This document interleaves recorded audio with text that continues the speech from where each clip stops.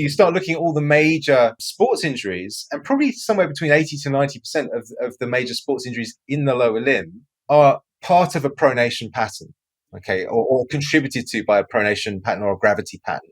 And so, as a Chek trained professional, you know all about how to work with a gravity pattern. You know all of the muscles that need to be assessed. You know the muscles that need to be conditioned. You know the viscera that may be affecting that or contributing to that, and various other elements that we talk about in the totem pole training. So the point being that actually that's an example of simplicity in the complexity of things. Okay, yes, it is. Complexity of injuries and different types of mechanisms of injury, but they often relate back to that one mechanism, which is an inability to resist gravity effectively. Welcome to Living 4D with Paul Chek. Today, Paul welcomes back the head of the Chek faculty, Matthew Wallden, for an engaging conversation about real education. A big thank you to our premier sponsors, Bioptimizers, Paleo Valley, Wild Pastures, and Organifi. We could not produce this podcast without their support. And of course, Paul only works with companies whose products he loves and uses. All the sponsors offer special discounts for our listeners, so please visit the show notes page at chekinstitute.com/podcast for links and details. Or just keep listening to this episode for the featured products and offers. Got one of my favorite buddies in the whole world back. Matt Wallden has not been here since his episode Evolution in Action in February 2019. And then we did the Honest Vegetarian, which is episode 54, which if you haven't listened to, it's very good. And there are a series of additional recordings that we did, which we began with the podcast Honest Vegetarian. And I believe there's 5 episodes. Is there, Matt? 5? Yeah, I think another 5. I think we did the first one as a podcast, and there are 5 more after that. Yes. We're going to have a fun conversation that covers a lot of different territories, so it'll be kind of a little bit of a smorgasbord. But Matt is a naturopathic physician, an osteopathic physician, and he is the director of Chek Institute Education.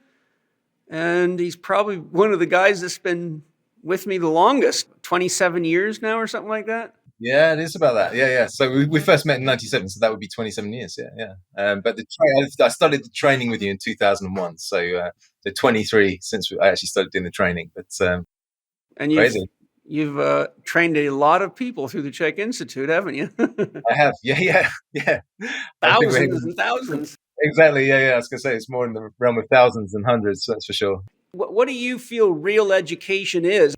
The way that educational systems seem to be set up is on an academic points basis. And so certainly I know with the degree that I did for my osteopathic and naturopathic training, our degree was worth something like 330 points. And if we actually, and it was BSc honors, right? And if we added another 20 points, if we just did one more module of training, then it would have been 350 points. That would have meant we'd have got a master's degree. So, and this is how it works, is that each module accounts for a certain number of points. The reality is that you find yourself learning things just for the sake of learning. It's kind of academia for academia's sake. And, just to give a couple of examples, we learned all kinds of things about the bones, of course, being osteopaths, stuff that you are never going to use again unless you work in a child's fracture clinic, for example, as an orthopedic surgeon, which, of course, when you're training as an osteopath, that's not a likely destination for you. But the point is you're learning, primary ossification sites and secondary ossification sites, and when these sites complete their ossification and so on and so forth.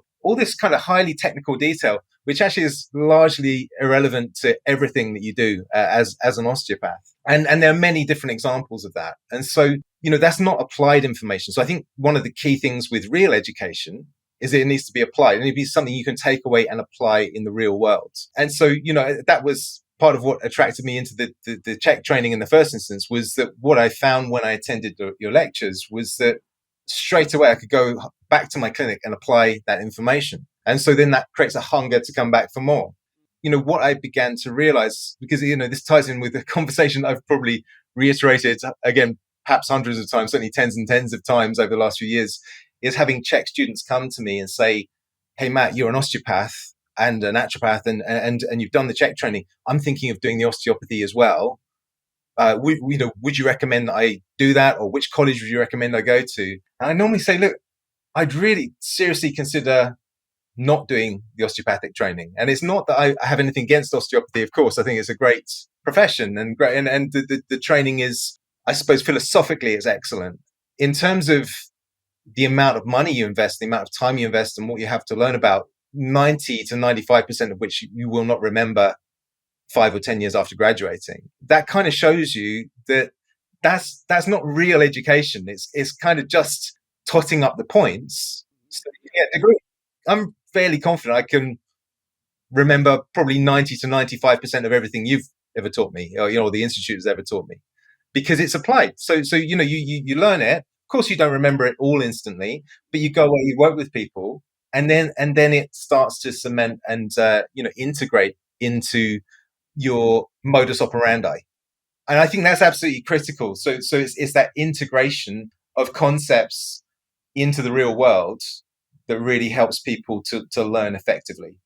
Yeah, I think, as you're saying, so much of almost all academic programs is what I call filler. I'm sure you've had the experience of buying a book and realizing that the actual useful information could have been conveyed in one chapter, but here you got 12 chapters, really, that's just fluff. And so to me, that's not real education. It's like, okay, what can I actually take out of this that's going to help my life improve, help somebody else's life improve my ability to garden or raise my kids or something like that. And it's unfortunate because the education industry is like the drug industry. They keep making more and more drugs to sell to people, and the education industry just seems to keep putting more and more stuff out there. And it's sad because you've probably heard this yourself. I mean, I remember Chris Mond, who graduated from Loughborough University with an honors degree in exercise and sports science, told me the same thing Penny told me after taking a 3-day workshop with me. I think it was program design on one day and either scientific back or scientific core. But Chris said to me, I learned more in 3 days with you than I did in my entire university degree program in exercise and sports science. And Penny said something very similar to me when we were first together for her first 3-day experience. And that's what I did really with the Chek Institute, is I, as you know, just traveled the world and studied and read hundreds of books and said, okay, what can I take out of this book to the clinic, and how does it apply? Such as, a book like what's R.C. Schaefer's book, Clinical Biomechanics, Musculoskeletal Actions and Reactions. So one of the things that I remember from R.C. Schaefer is he actually was one of the few books that gives normal spinal curvatures. So I could say, okay, now I have something to measure. I have something I can look at a spine. There's lots of books on posture, but they don't tell you anything substantial that you can objectively work with, other than your head should be over your shoulders, over your hips, over your knee, over your ankle. But you and I both know there can be 50 things going on, even when those things are in place, because there could be, a reversed cervical curve or a flat low back or any number of things. I just basically took everything I would learn, I would write it down, and if I knew any clients or patients' names that I thought it would apply to, I would immediately apply. Or if I had past clients and I thought, okay, this is a way I might be able to take that person further, I would call them up and say, hey, I just came back from a training program on Feldenkrais. Maybe I can help you with some exercises to alleviate your degenerative disc joint, something like that. And I would apply it. But if people don't have the discipline to investigate these things, then they just operate on sort of these flimsy beliefs and can't figure out why they're doing what they think is the right thing for a patient, but the patient's not improving, So in a nutshell, I agree. Real education is education that actually changes the way you interface with people, places, and things in ways that enhance your life or the life of other people. Yeah, that's right. I think it's contextual as well. I think depending on what you're trying to achieve with the education, and I think if in our field, I would think it would be a goal for most people, certainly in holistic health, to identify causal pathways or causal mechanisms for their clients' challenges. But you know, if you're studying pharmacology, then that's not even part of the equation, right? No. Because it's It's bad for because it's not. business. Because pharmacology is not a, you know, everyone knows that, you know, a headache isn't due to an aspirin deficiency, and cancer isn't due to a chemotherapy deficiency, and so on and so forth. So you're not dealing with the cause with any of those things. You're just learning the biochemical mechanisms for how you might be able to influence the physiology of the body using a pharmacological approach, but it's not doing anything to address the cause. But that might be fine if you want to be a pharmacologist. That would be real education for a pharmacologist. But I think if you're in the business of really helping people to understand what the drivers are behind their challenges, and what, as I say, the causal pathway is, then I think that has to feature within the training, within the education, to make it real, to make it viable.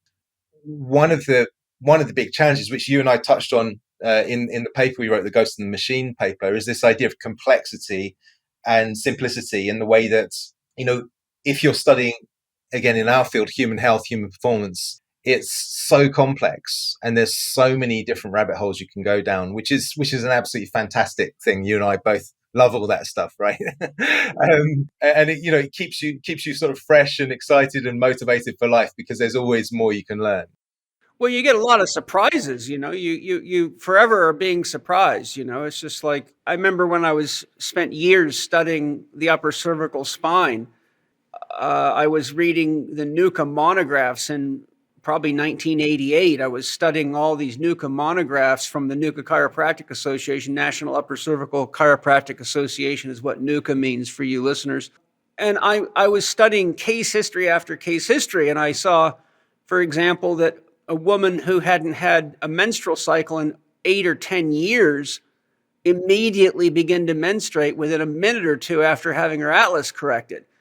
And people that had, you know, 20, 30 years of chronic constipation all of a sudden instantly started having normal bowel rhythms, and on and on and on it went. And then, you know, studying the jaw and the teeth and looking at all the reflexes and nerve pathways from the teeth, the horizon just kept getting bigger and bigger. You know, it's kind of like when you're a kid and you first learn what the sun is.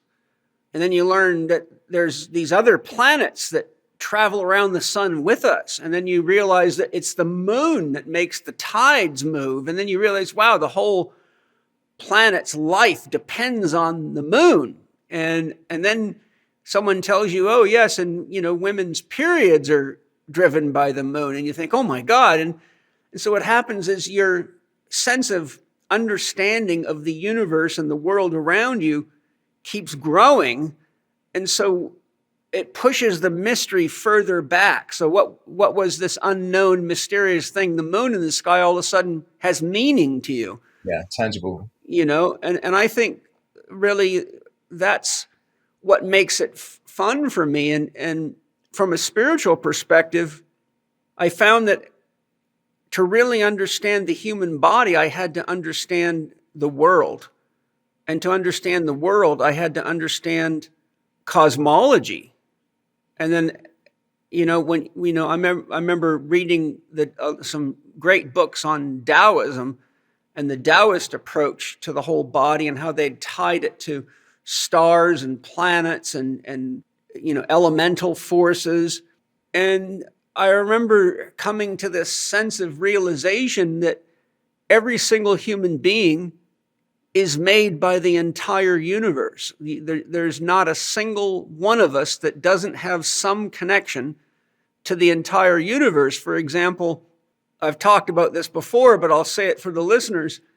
When you look at the composition of the human body and you say, okay, what elements are in the human body? What of the periodic table is in the human body? You got gold in there, you got, you know, heavy metals, you've got carbon, you got silica, you got calcium, you got magnesium. So you lay it out and you say, okay, well, where does this stuff come from? Well, then you start looking at the composition of elements that are on Earth that had to have come from other planets. So you think things like tin and iron, and the next thing you know, you're finding out, well, this is related to Saturn, and this is related to Mercury, and this is related to, and which is classic alchemy. And then you find out that the sun only produces a certain number of elements that come from the sun. So then you say, well, where'd the rest of them come from? And well, what you end up finding out is that everything that's in one star was at some point in another star. And so then you look at black hole theory and you say, well, the black holes pull everything into them and give birth to a new star, which the electric universe would say something different. But the point is, ultimately, you come to the realization that everything is made of everything else. And this goes all the way to the edges of man's capacity to know anything. Yes, absolutely. And I think that's so important, because when people feel alone, for example, like they feel isolated, but they don't realize that you can talk to plants, you can talk to trees, you can have relationships with animals, you can meditate with the sun and develop a relationship with the sun, and it'll actually be a conscious relationship if you empty yourself and listen and be aware of what happens, which could be helpful to have someone like me that knows how to do that helping you. But you get to the point where, instead of being so caught in this survival fear, can I make it? Can I make enough money? Does anybody love me? Is there any meaning or value to my life? You come to this beautiful realization that everything is you, and you can't be alone, because everything around you is the rest of you. And you can get into spiritual orientations of that. You can get into religious descriptions of that. But it actually brings you into this state of deep wonder, because you always get to the impasse of, well, how did it all get here? Right? Yeah. And why is it all here? And why, and of a universe that's as vast as and massive as this one is, how is it that Matt is Matt and I'm Paul? We could be a dog or a salamander or an alien, right? But here we are having a conversation, and the mathematical odds of this happening are probably incalculable. Yes, exactly. Right. Yeah. So, point being is, I can't personally ever really get stuck in a state of depression, because I've got too many mysteries to explore. Yeah. And there's too many mysteries to celebrate, right? The fact that I can just breathe, and the magic of breathing alone. I mean, like, you study the biochemistry of breathing and the physiology of it, and then you get into the cosmology and the spiritual aspects of it. You could study breathing, and if you pay attention to what you learn, you can actually have moments of enlightenment by just following the breathing aspect of a human being, let alone anything else. Yeah, absolutely. But so obviously that's taking it out to its broadest potentials, and like you said, the kind of limits of our mind, and where our mind can conceivably go. But then there's also the practical day-to-day reality of, well, how do I bring these concepts down to a series of kind of fundamental tools which I can use with my clients or in my life on a day-to-day basis. So this ties back in with that complexity simplicity modeling, which in physics it's called chaos theory. So it's things moving from chaos to order. In biology it's called complexity theory. And but the point is that there's always simplicity that runs through the core of complexity, and so what we have as let's say competent human beings, hopefully, or human beings that are paying attention, is this ability to recognize patterns.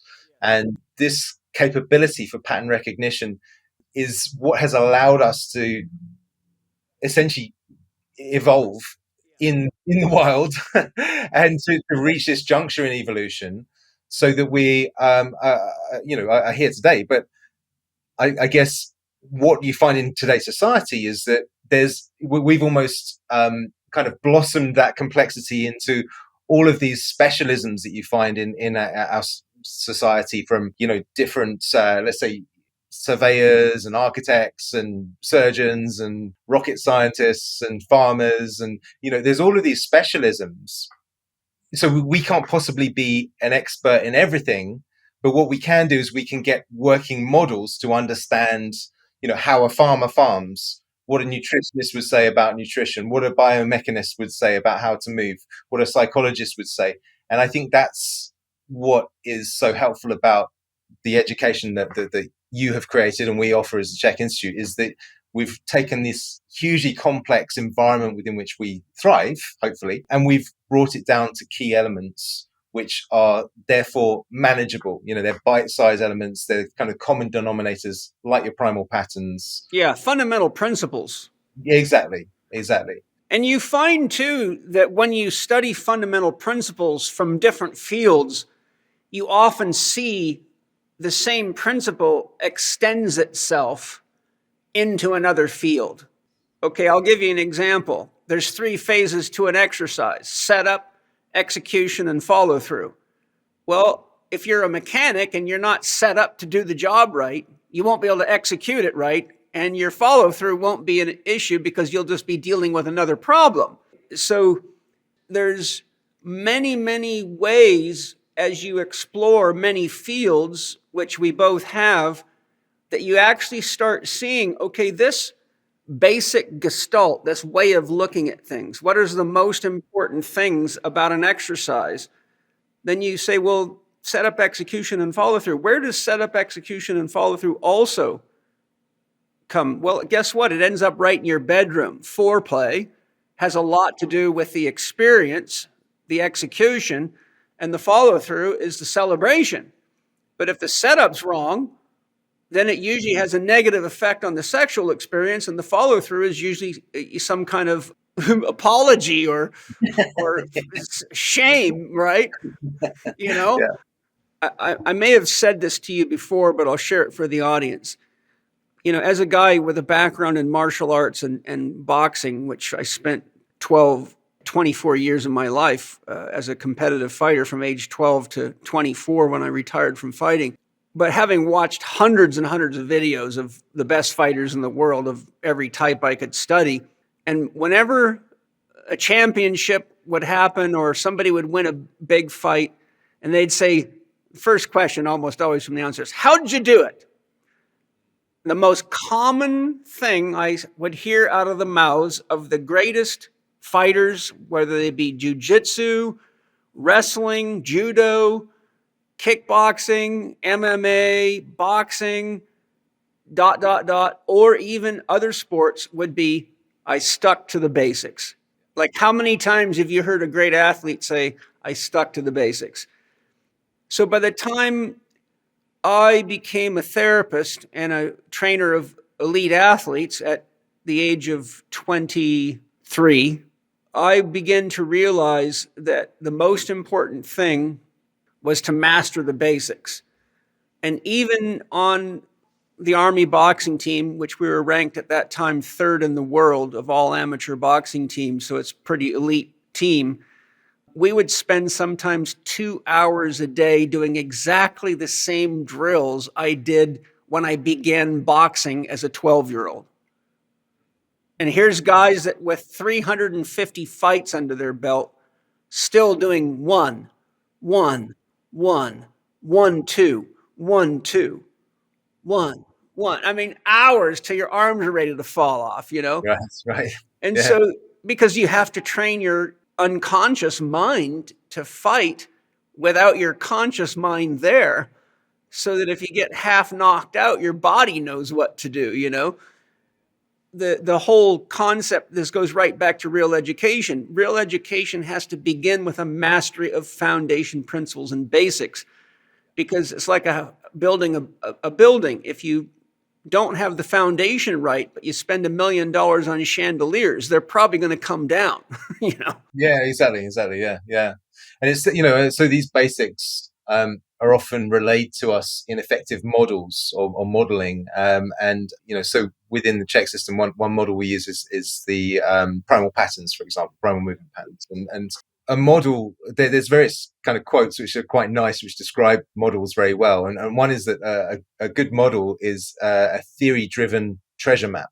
Okay, so it's, you've got a theory. So when you study the primal pattern concept and how you developed it, all of the different facets that went into the thinking around that in terms of motor learning, in terms of just the whole sort of motor vocabulary that you already had with different exercise types and techniques, And survival in nature was the driving Yeah, principle. yeah, exactly. And then the primal discussion itself. Then what you have is a theory-driven treasure map, right? And a model that will keep giving to you. So another quote, which is a really nice one by a guy called John Hollands, who's a systems theorist. He says, this is paraphrasing him a little bit, but he essentially says that a good model will yield accurate predictions into the indefinite future.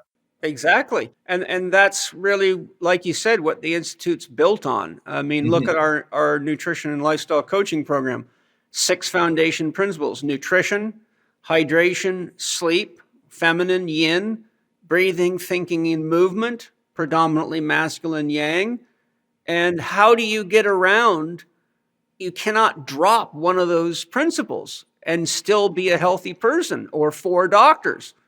There's no such thing as a healthy 3-doctor person. It's not possible. If they are healthy, they could be more healthy with 4 doctors, right? You can't reduce a living philosophy below happiness, movement, diet, rest, and introspection, because those 4 facets of life are so absolutely critical, yet they can clearly be distinguished from each other. Like, working out is not sleeping or resting. And using your mind to create effectively is not eating. Therefore, they can't be melted into one another, and you can't say, oh, we can just get rid of that and put it in here, Yeah. And so I think one of the things that's important to highlight here is that, of course, you could take Dr. Diet and you could go into the field of nutrition and dietetics, and you could go into vitamins, and you could go into biochemical pathways and enzymes and coenzymes, and you could go down all kinds of different rabbit holes, genetic engineering, all kinds of things, and become expert in all of those things. And the point is, there you're diving into the complexity, and you're missing the simplicity that's at the core of that, which is eating your whole foods and organic foods and foods in the right balance for your physiology, which is the core tenets of Dr. Diet. So this relates to this idea of a map as a model. So really the 4-doctor model, because we're talking about it, is a map of how to live. And of course, a model is not the truth. It's not, this is the important thing to convey. It's not the absolute truth. It's a representation of the truth.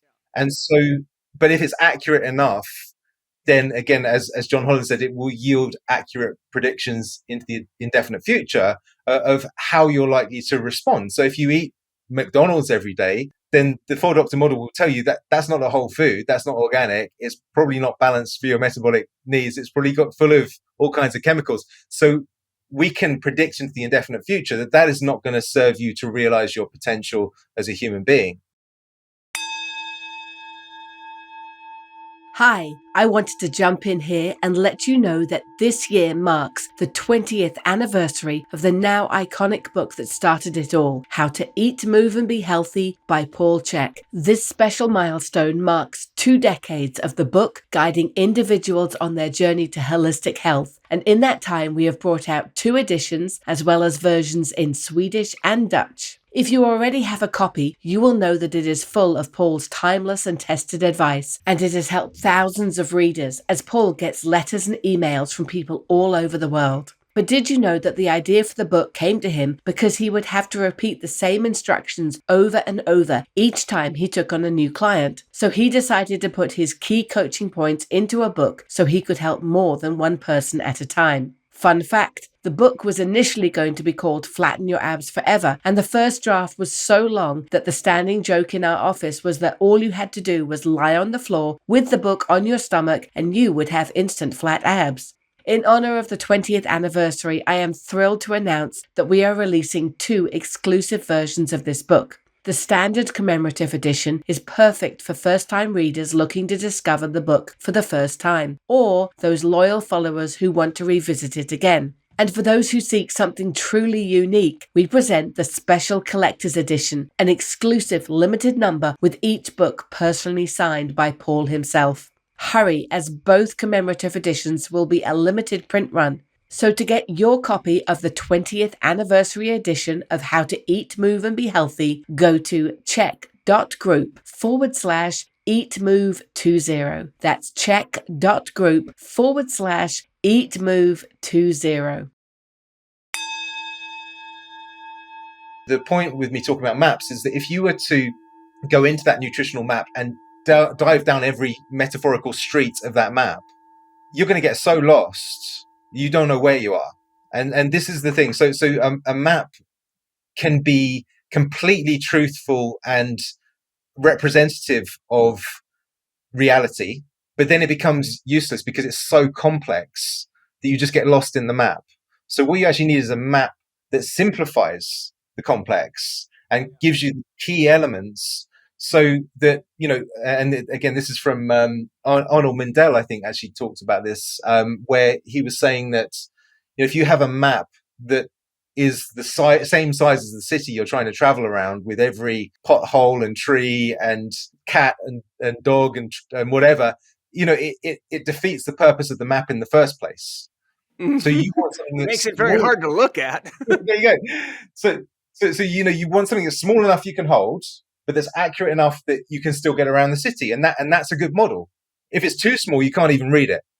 If it's too big, it's just completely defeats the purpose as well. So it's about scaling down to the right level, and through experience, not just your own experience and my own experience, but through Hippocrates and others that have come up with these models in the past. It seems that the 4-doctor model is a fantastic model for getting by in life in a somewhat optimal way. And so it's in terms of education, you could just say, well, here's the 4 doctors and that's all you need to do. And that's too simple. You need to understand what each of those 4 doctors is about and different techniques for working with each of those 4 doctors. So there's some complexity you want to dive into. Yeah, oh, definitely. Another fact of what you're saying there that I'll add to the dialogue here is that you take the 4-doctor model. If you don't understand how those 4 doctors interact with each other, you could go into exercise and sports science and get a PhD, but still have chronic low back pain and things that people keep thinking have something to do with your exercise, but not realize it's chronic inflammation from seed oils or too much electromagnetic pollution or lack of sleep. You could get a PhD in sleep science and still not know how to eat or exercise.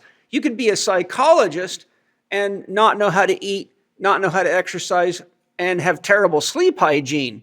So you can actually take any one of those 4 doctors and have multiple PhDs, but never understand the fundamental principles of how these things interact and when you're supposed to apply them, in what proportions are they important, and which one of these doctors is the most important to focus on first? Well, it's Dr. Happiness, because your mind is ultimately what's containing your beliefs and what is inspiring the behaviors and what is creating a sense of meaning, and therefore gives you the gestalt or the leitmotif of your life. That's one of the things that I tried to do with the Chek education system, is because I was repeatedly running into highly educated people with, sometimes 2 PhDs that were still completely lost. And many of them were my patients. And, I had a huge numbers of doctors as my patients who didn't understand the first thing about health. I'm like, this is kind of wild, Well, and then this ties in with that lovely graph, which is that simplicity complexity graph, where you've got the on the y-axis, the vertical axis, you've got complexity going upwards. Across the x-axis, you've got elegance going horizontally, and it's essentially an inverted U graph, isn't it? And basically, you start out with low complexity, so in other words, simplicity, because you don't really know too much. The child. But as you start to learn more, and your elegance improves, so your complexity of what you understand goes up and up and up and up. So you need to go through this process, so that ultimately, once you reach the peak of that inverted U, or the bell-shaped curve, you're coming down the other side, and now your complexity is actually dropping down again, because you're starting to see the simplicity within all that complexity you just mastered. Your elegance is getting greater and greater, and this is why all the great masters talk about simplicity. I think it was Da Vinci said simplicity is the ultimate sophistication, is what he said. Yeah, it is. It really is. I mean, look at Tai Chi. I mean, I studied with Master Fong Ha because I kept working with high-level Tai Chi practitioners and masters who had very complex lives and needed to simplify their lives. And I had people that I would send to them to learn how to cultivate chi, but they would be so trapped in their head because they were focusing on, is my arm in the right place? Is my foot in the right place? Am I bending forward too far?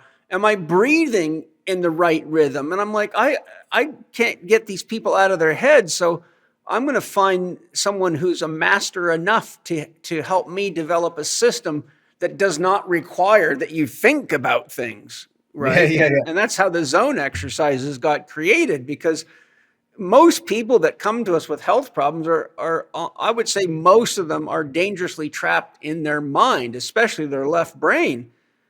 And so if you don't teach people how to get out of the trap of memorization and repetition, which leads to beliefs that have not been evaluated, then you actually get what I call a lot of mental masturbation. So you can be a very smart, dumb person.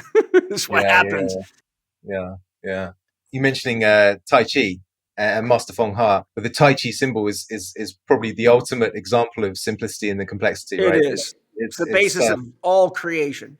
Yes, and so there's a phrase which is that you want to find a simplicity so profound you could spend the rest of your life mastering it. And that's the Tai Chi symbol, right? That kind of encapsulates the Tai Chi symbol. And I've often said to people, have you ever pondered the depth of Lao Tzu's mind? What kind of a mind could take the entire universe and life itself and put it into one symbol, and there's nothing you can do to that symbol to improve it? You do anything to that symbol and you throw it out of balance, because not only is it correct from the perspective of what it's telling you, but it's geometrically correct, right? The eye in the fish is exactly 1/3 of the diameter of the head of the fish. Each fish is 1/2 of the circle, or each is 50% of the distance from the center to the edge. So it's half each. So everything is in perfect proportion and perfect harmony. So you see what I'm saying is when you have to say, what is the nature of a mind that could actually come to that novel conclusion and figure out how to create a simple symbol that ultimately carries the complexity of everything any human being will ever experience, no matter how many billion years old we evolve, because you can't get past those two fundamental forces. Yeah, it's pretty crazy. Yeah, it's amazing. It reminds me a little bit of Jordan Peterson was talking about his, because his first book was called 12 Rules for Life. I've got it, and I've looked through it quite a bit. Something to do with was it called? Something to do with chaos and order, anyway.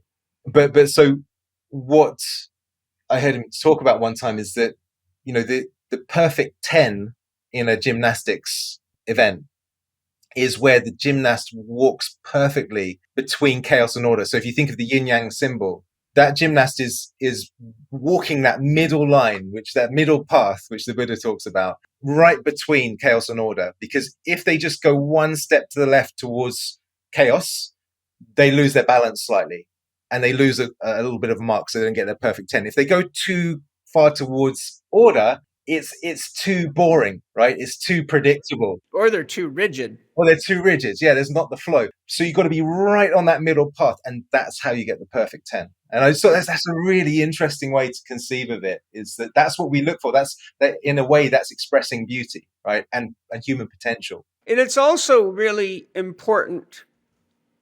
It's an important realization that many often don't come to, is that middle line of the Tai Chi symbol is not a straight line. It is a curved linear path. It is an S. And I often point out to my students, if you look at that, you see that S shape in there, that is what spirit is. That's showing you how spirit moves, behaves, and creates. It is the flow of the Tao. There is no straight rivers. There's no dog that has straight hair. There's nobody that walks in a perfectly straight line. No one drives a perfectly straight line on a road. Your life path is never perfectly straight. And so when you look at the sand dunes, you don't see block curves like steps on a pyramid. You see waves. In fact, if you study Major General Forlong's Rivers of Life book series, he shows you that the serpent, there it is right behind you. Yeah. The serpent was one of the first things that people believed was God, because everywhere they looked, they saw this serpentine pattern. They saw it in the heat waves and the mirages coming off the desert. They saw it in the flows of rivers and streams. They saw it in how animals move when hunting, etc., etc. They saw it in how trees move and oscillate in the wind. So you see that there's these deeper fundamental principles. But the point being is, wow, I would love to actually meet Lao Tzu. I just love to sit there. One of my favorite stories is when Confucius met Lao Tzu. And have you ever heard that one? I think I might have heard you tell it, but go on, remind me. I can't remember it. In a nutshell, Confucius really thought he had the right system and the right story. And of course, he heard about Lao Tzu and everybody would talk about Lao Tzu. So he finally organized a meeting. And so essentially the story goes, he goes and meets Lao Tzu, and then one of Confucius's student was the first one to run into him after the meeting. And of course, everybody wants to know how'd the meeting go. So the student says to Confucius, "How did your meeting with Lao Tzu go?" And all he said was, "I have met the dragon." And that's all he had to say. So it leaves you open to wondering what exactly does that mean, Yeah. But I have a feeling from my perspective, because I love Confucius too. I studied a lot of Confucius, but I have a feeling what it means is I got a lot of my preconceived notions destroyed, is what that probably means. All right. Yeah. Bit of fire breathed on him. Why don't you tell me a little bit and share with us what's happened in your life and some of the work you've done on course development for the Institute and your work as the editor of the Journal of Bodywork and Movement Therapy, which, for those of you listening, if you haven't ever read the Journal of Bodywork and Movement Therapy, if you're a therapist of any kind, even a personal trainer, a strength coach, it's one of the few journals out there that actually has some really good articles that I still like to look at. And Matt's written a lot of phenomenal pieces for that journal. And you've been the editor for that journal for a long time. How long now? Yes, I've been with them since 2009. It was a journal that was set up by Leon Chaito back in 1996. He sadly died in 2018. So now there's a new editor called Geraldine Cambron. So I've really been an assistant editor or an editor of a specific section, which is the kind of rehabilitation section of that journal. Then COVID happened and everything kind of all went a bit quiet. It was shortly after Leon had died. And really in the last couple of years, last year, I should say, I've got back on board as an associate editor. And so essentially there's four of us that kind of head up the journal and meet on a weekly basis. But yeah, as the name suggests, and as you just alluded to, the Journal of Bodywork and Movement Therapies is for anyone who works with bodies, manual therapists of all types, but also movement therapists. So from Pilates instructors to strength conditioning coaches, there's all kinds of different papers and topics in the journal. But so I've been obviously doing my editorial role, but also part of that is to write papers for them as the editor, so write editorials. So actually last time we spoke, we had written the Ghost in the Machine paper. So we wrote a paper, you and I together, called The Ghost in the Machine is Musculoskeletal Medicine Lacking Soul. We'd had a little sort of back and forth with some of PhDs. my colleagues. But we didn't really mention it in the last podcast. I think there was a mention of the paper, but nothing to do with what actually happened. But as the name suggests, obviously we were looking at elements of human function that are kind of below the radar of most medical approaches. So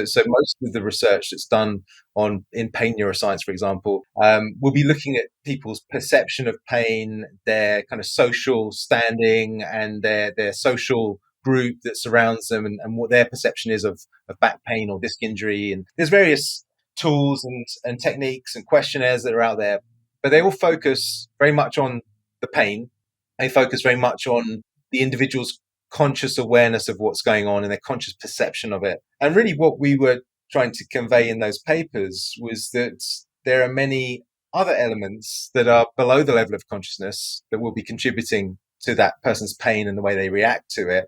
Not least just the underlying autonomic physiology, which is below conscious awareness, and this is barely touched on at all by that pain neuroscience community. So that was, I think, the kind of core message of that paper was to highlight the unconscious elements that may contribute to someone's ongoing pain. And also the element of soul. What gives a person a sense of meaning in their life, and why do they do what they do? And, for example, why does someone keep doing a job that they hate? Look at all, the 85% of all musculoskeletal injuries are idiopathic, meaning the patient does not know how it happened, right? That's a huge number. That's, 85 people out of every 100 people coming to a doctor or a therapist with enough pain to bring them there. Well, it's probably even more than that, Paul, because it's 85. The figure is 85% of people that turn up to the orthopedic surgeon's office. So people that are turning to orthopedic surgeons' offices, these include the people that have fallen off horses and fallen downstairs and broken limbs and dislocated shoulders. The people that are turning up to our offices, they're not those acute trauma people. So it's going to be a higher percentage of them. But still, the point stands. It's such a high percentage of people just don't know what actually caused. It wasn't a macro trauma event, let's say. Yeah, and so the point is that what we were trying to bring forth to all musculoskeletal medicine practitioners is not only the importance of looking at, is what the person is doing contributing to a sense of meaning and value in their life, and what is the consequences of doing anything, being in a spousal relationship or a job or a career, or eating things that you, for some reason, are doing it habitually, but don't realize it's causing global inflammation that's sending you to the chronic use of pain medications that leads to liver problems and stomach ulcers. And so everybody keeps treating the symptoms, but they don't actually look at the human being as a human being. And you cannot look at a human being as a human being by biochemical analysis and by structural analysis, because the ghost is what's driving the machine. And so what we were really saying is, how is it that musculoskeletal medicine has gotten this far in this scientific and still thinks the body is a machine? Because it clearly is not a machine. And we introduced the 4-doctor concept to say, look, these are the 4 areas that you have to look into somebody's life, because if these 4 areas are not addressed, you will probably never get a long-term resolution of any kind of chronic musculoskeletal injury or chronic pain. But the surprise I wanted to share with everybody is it is what, the 4th most read paper in the history of the journal now?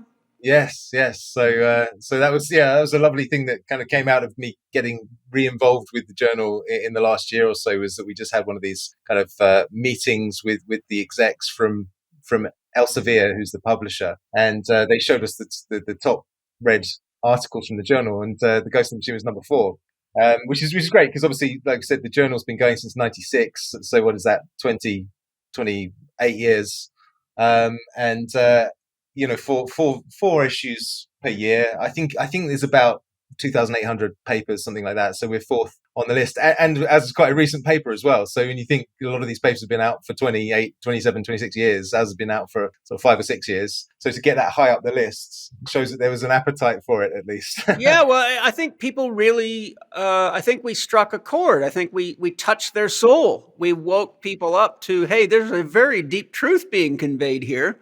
And the other thing I was going to tell you, because I'm part of, the academia thing, and it'll always tell you when someone's looking at your paper. I mean, it's almost every single day I check my email in the morning, and it says, John Smith read your paper, The Ghost in the Machine. Right. I mean, it's Ghost in the Machine almost every single day. So, and if we had published that thing 2 weeks ago, I would have been impressed if I was getting as much response as we are right now. Yeah. That's fantastic. You see, well, one of the things, there's a trend in manual therapy towards pain neuroscience and away from biomechanical thinking. And like a lot of these things, it's a bit of a pendulum swing, and it's probably gone too far towards pain neuroscience. But pain neuroscience really, I think it's flawed from the get-go because its name is wrong, right? It should really be function neuroscience or performance neuroscience or something like this. But the whole focus is on the pain, right? And the issue is that we don't want people to focus on the pain. We want to focus on the solutions and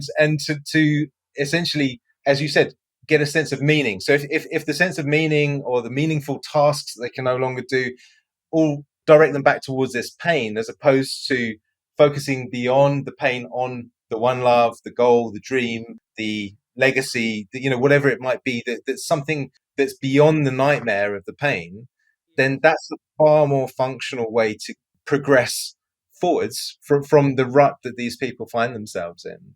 And it's a huge percentage of people, right? It's 20% of the world's population is in chronic pain or persistent pain. And that's a huge number of people. The other thing too is that I don't think I've ever seen it talked about in traditional medical literature, and that is, what is the meaning of the pain? What is the pain telling you about yourself, about your life, right? Because when you look at the fact that 85+% of these pain-related pathologies are idiopathic, as you know, it almost always boils down to some repeated pattern of behavior, whether that be poor lifting technique or whether that be poor diet, or it's almost always lifestyle factors. It's mental, emotional patterns of relating. It's patterns of belief.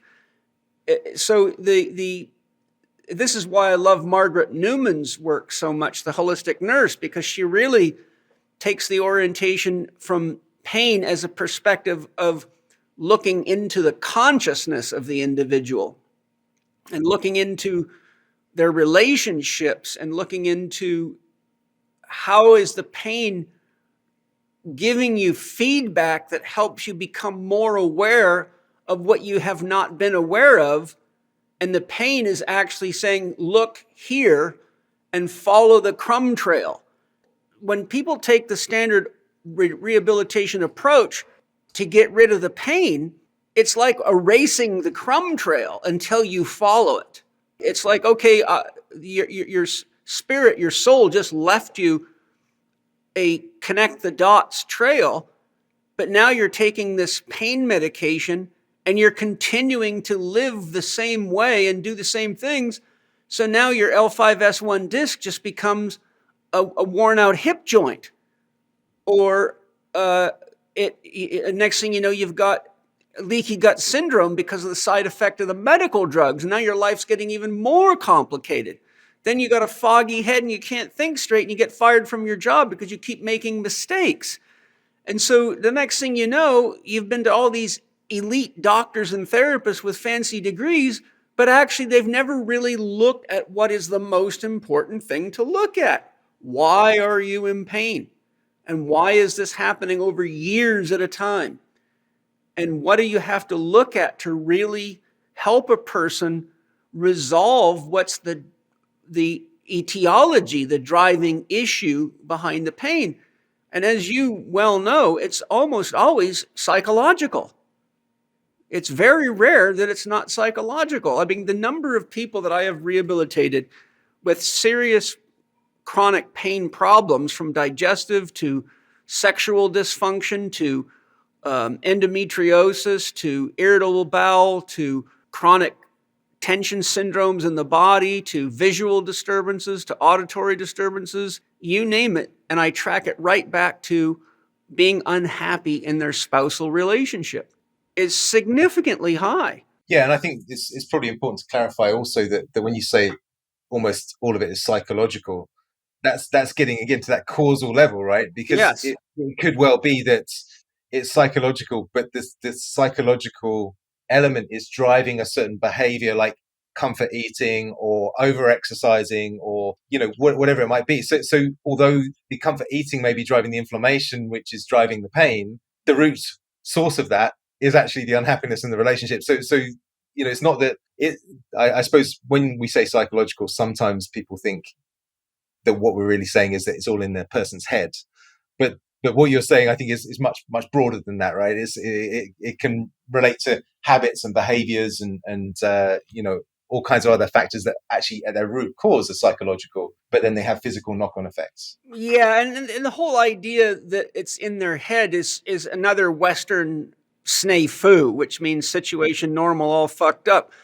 Because, when I say it's psychological, well, I just said most of the problems that I find, a huge percentage of them boil down to either spousal or key family relationships, like mother and father problems, mommy, daddy issues. So, to those that think I'm saying it's all in your head, I would ask you, well, where is your heart? Because most of these are issues of heart. There's an issue of a broken heart, a wounded heart, but the heart is not in your head. And then you can have sexual issues. Well, your heart and your head are not your sex organs, but they certainly connect to your heart and your head. Well, if you really get down to it, the mind is in the entire body. And that's that's why we use the chakra system in our training, so that a person has a way to correlate the theme of a person's life. Are they suffering from a lack of financial stability? Well, that has to do with safety and security, and that correlates to the lumbopelvic region, L5S1, sciatic nerve root distribution, and the bony structure of the body. And lo and behold, when you start looking into how many people that have problems in that area actually have a real threat or a real issue in their life that relates to, am I safe? Who is my family? Who is my tribe? It's very, very high. So the point is, the mind, the psyche, is inherently woven into every cell of your body. And it is energetically distributed through the tissues. And just the way that a drummer's mind tells the drummer how to hit the drum, but the experience is in the feeling of the music being played, you can't say that the drummer is in his head, because if he didn't have a set of drums, you wouldn't know he was a drummer. Yeah. Hi, everybody. I am so excited to tell you about Wild Pasture's amazing meat delivery service. They have beef, chicken, pork, and wild-caught fish. My family and I have been enjoying their meat for quite some time now, and I just couldn't wait to tell you about it any longer. We had an amazing barbecue this weekend, and I'm still high off the meat. And they use a whole network of regenerative farms, which means that you're getting a different ecosystem from each farm, which means a different nutritional profile, which means nutritional diversity, which means health and vitality, which is exactly what we need right now in the world for ourselves and our families, so we can all make a difference in the world. And Matt Smith's going to tell us more about this amazing company, Wild Pastures, about their offering and how you can get it. Thank you, Matt. Thanks so much, Paul. And I'm excited to tell your listeners what they can get today and how we can help them out. So, as you know, pastured meats are crazy expensive. And so our goal with Wild Pastures is to tap into this network of regenerative farmers and to finally create the solution of where we can get the highest quality meats delivered straight to your door for the most affordable prices around. And so we're on average seeing that we are 40% cheaper than any other delivery option out there, and that our customers have reportedly saved, on average, $1,000 on their grocery bill from meat alone. And so Wild Pastures is a regenerative meat delivery service that is solving this problem.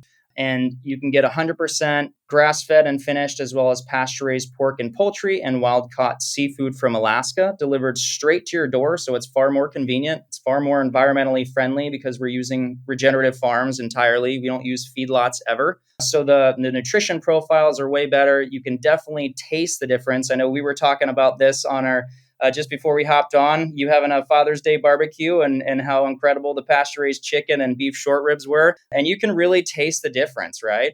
I'm still high. And so our goal is to remove the roadblock from people's minds that if they want to eat healthy, it's too expensive. And so that's where Wild Pastures comes in, is we are delivering with our own fleets of trucks whenever possible. We haven't raised our meat prices in over 3 years at this point. And we're really just creating convenience for the consumer and kind of being the high tide that rises all ships. If we can opt more people into a system like this, the cost stays down for everybody. And so there is a myriad of benefits that go into that. And so today, if your listeners want to try Wild Pastures and taste the difference and experience what it's like, go to wildpastures.com/Paul Chek or click the link in the show notes and save 20% off for life, plus get free shipping for life, plus get $15 off your first box. That's a mind-blowing deal. I can't even imagine. I mean, I've never heard of an offer like that. And, most people would hear an offer like that and think, this can't be that good. But I'm telling you, it's not only that good, it's really good. Or I would not be sharing this on my podcast. I think everybody needs to get a hold of Wild Pastures for their family, for their vitality, for their longevity, and for the future of this planet. So thank you guys very much. So Matt, just repeat the website again. Sure. Just go to wildpastures.com/Paul Chek or visit the link in the show notes and get 20% off for life, plus free shipping for life, plus $15 off your first box so you can try it. You'll be glad you did.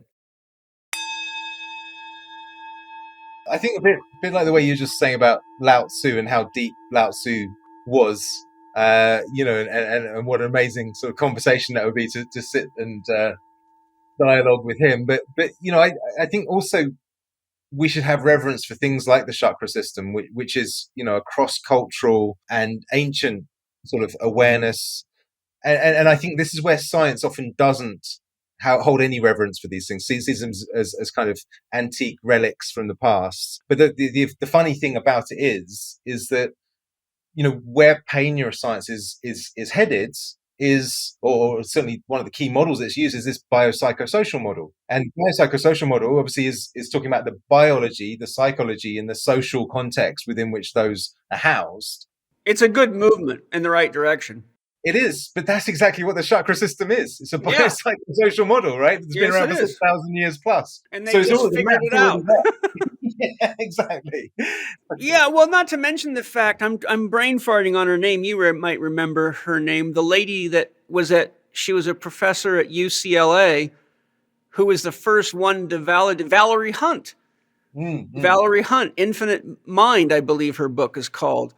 And I think it was 1978, she was the first one to scientifically prove the chakra system existed and was real and was undeniable. And since then, you've had countless research. So now you even have advanced technologies measuring the chakra system, filming it, entire systems of analysis based on it. You've got William A. Tiller's research, one of the most famous scientists that lived, with countless science awards, taught at Stanford University and wrote many great books, Science and Human Transformation being one of my favorites. But he showed the entire math and physics and physiology of the chakra system beyond a shadow of a doubt. But the point I'm making is, part of the disease that we have is that people that do real solid science on anything that goes against the gestalt of the standard medical approach get buried. And so you end up with doctors graduating from medical school who actually are way behind scientifically while thinking they're on the cutting edge. So they're still prescribing pills and doing surgeries on what Chek professionals can address very effectively and knock out with compliance of the client indefinitely, like completely and utterly eliminate it. I can give you a great case history of exactly what I'm talking about. I have multiple of these, but I had a lady that came to me who had terrible, well, it's kind of a paradox. She had terrible uterine pain, but she'd had a hysterectomy. And she also had chronic SI joint dysfunction. And she had had a hysterectomy probably maybe a year before she finally found me. And, she was upset because the doctors told her it was all in her head. They said, how can you have pain in your uterus? You don't have a uterus. And she said, well, it feels like I have pain right where my uterus is. Well, to make a long story short, once I did my analysis, it turned out that there was some unresolved sexual trauma, and there was some There was also some infidelity that she had engaged in while being married, and nobody had ever addressed any of this with her. And after we identified this through my analysis and did some healing work on it, her uterine pain went away. And so she sat there and looked at me with tears in her eyes after kind of like getting to our final session where I was about to discharge her. And she said, Paul, I have this terrible feeling that if I would have seen you first and we would have done this work, I would still have my uterus. And I said, I hate to say it, but chances are very good that's the truth, because the reason you still have uterine pain, which I'd already explained to her, but I said the reason you still have uterine pain is because the surgeon cut out the physical aspect of a subtle energy body. And I said, you still have a uterus. It's just you have an astral uterus. You don't have a physical uterus. So each part of our body represents an aspect of our psyche. A simple analogy is if you take a television apart, there's a video tube. There are certain functions. There's transmitters in there. There's capacitors in there. And if you remove any one part of them, you will not get to watch the television. It'll disable some function in the television. So the parts of us that process mind and emotion are energetically a priori to the formation of the physical body. So we're dealing with things at a formative level. Like you have to think, raise your arm before your arm raises. So, it doesn't matter if you have an arm or not. If your mind does not direct it to raise, it will not raise. Point being is the mental field is invisible. You can only measure its action on the brain, but it's acting on the brain. Without thought, there's no electroencephalogram activity. So I was pointing out to her that her own evaluation of her predicaments in life and the situations and the choices that she'd made led to a holding of the pain in the area of her body that she psychologically perceives through the homunculus of the brain, the sensory map, as her uterus. But that's also the energetic location of issues of sexuality, fidelity, and the things that she was coming to me with. And so there is your psychophysical relationship, right? And there's your biopsychosocial model. And it still devastates me to think that here we are in 2024, and this information was available, over 2,000 years ago, probably well over 3,000 years ago, maybe 10,000 years ago, if you really get into it.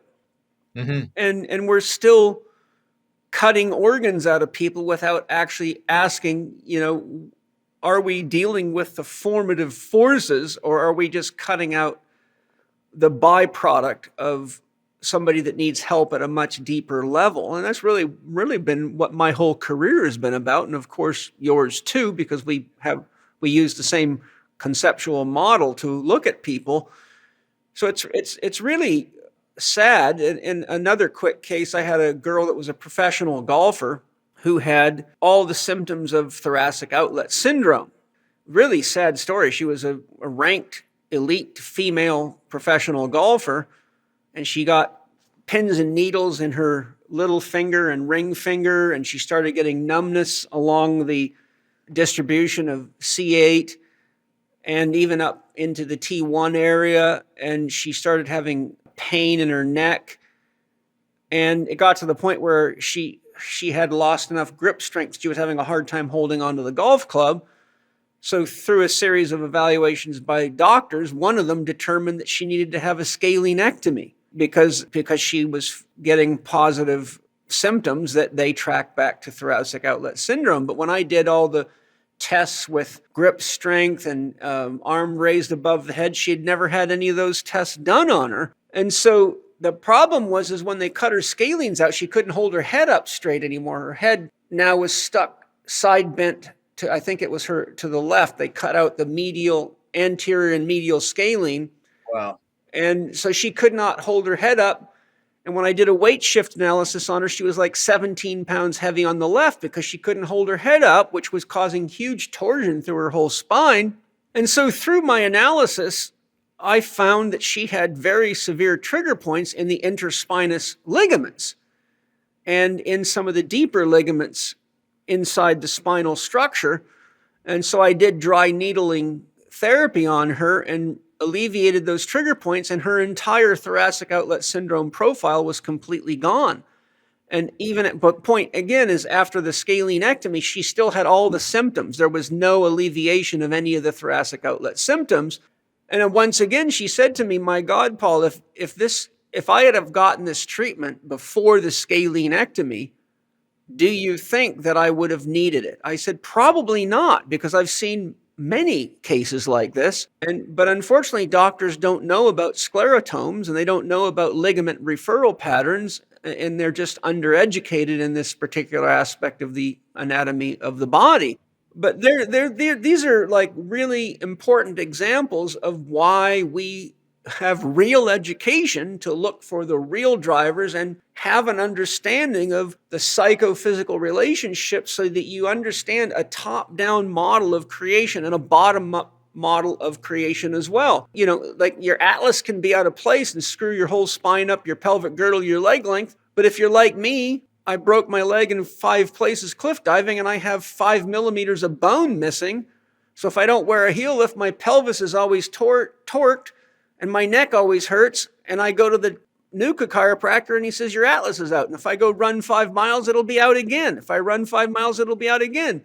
So what's the answer? You got to wear a heel lift. Why? Because you're missing 5 millimeters of bone. So that the atlas will have to compensate from a bottom-up reaction. So one of the things that we teach, and again, real education, you can't just use a top-down model, right? You can have chronic neck pain that drives you completely loopy and sends you to a psychologist who can talk about your mommy and daddy, but if you have a bony leg length discrepancy, then you're getting nociceptive overflow into your brainstem that's going to drive your limbic system into a state of overdrive that's going to exaggerate everything in your whole life. Yeah, definitely. One of the things that I often talk about with the students when we're going into this idea of how the mind affects different parts of the body, and again, this sort of biopsychosocial concept, is that, you know, if we're thinking about something that is, let's say, nutritional, like an apple or a lemon or something that you know, has a strong taste, then or we're feeling hungry, we can smell the cooking, then, you know, we don't get sexually aroused by that.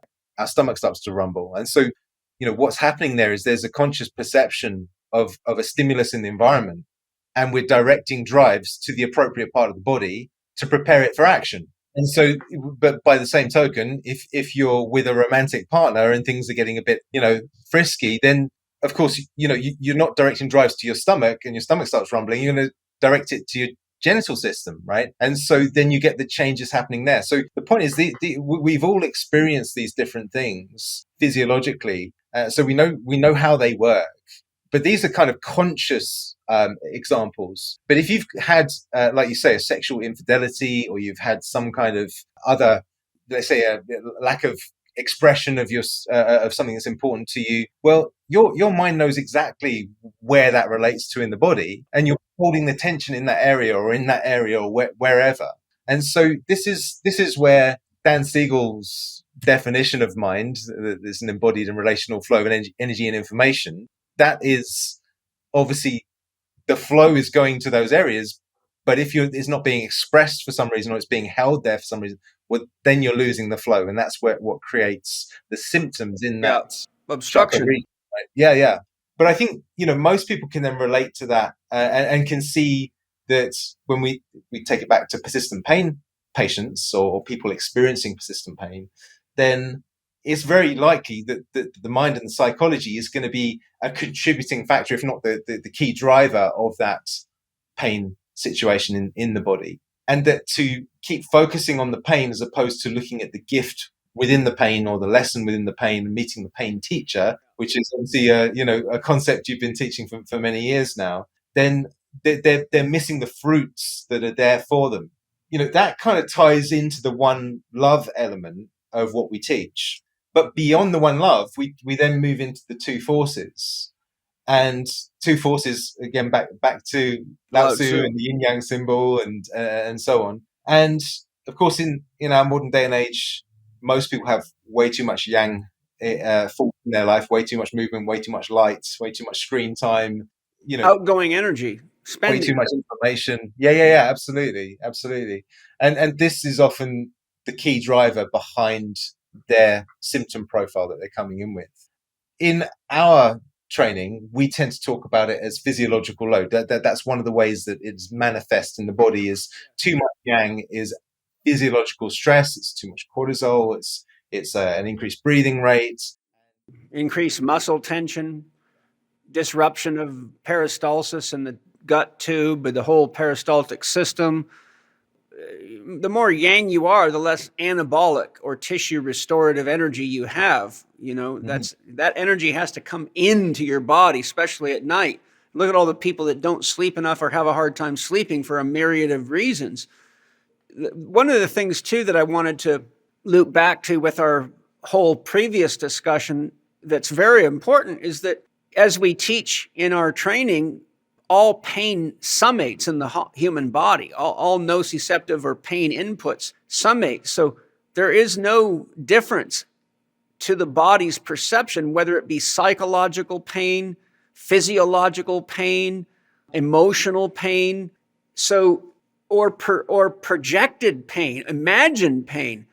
One of the things I've said to many of my patients and clients that have sort of an anxious profile all the time or a neurosis, which is a lot of people, is I ask them, and COVID really amplified this right through the roof. I say, of all the things that you have in your mind that you are afraid of every day, I'm afraid I might get hit driving my car. I'm afraid I might not have enough money to pay my bills. I'm afraid my spouse doesn't love me anymore, blah, blah. The list is long, right? You start monitoring what goes through people's heads and what they put energy into.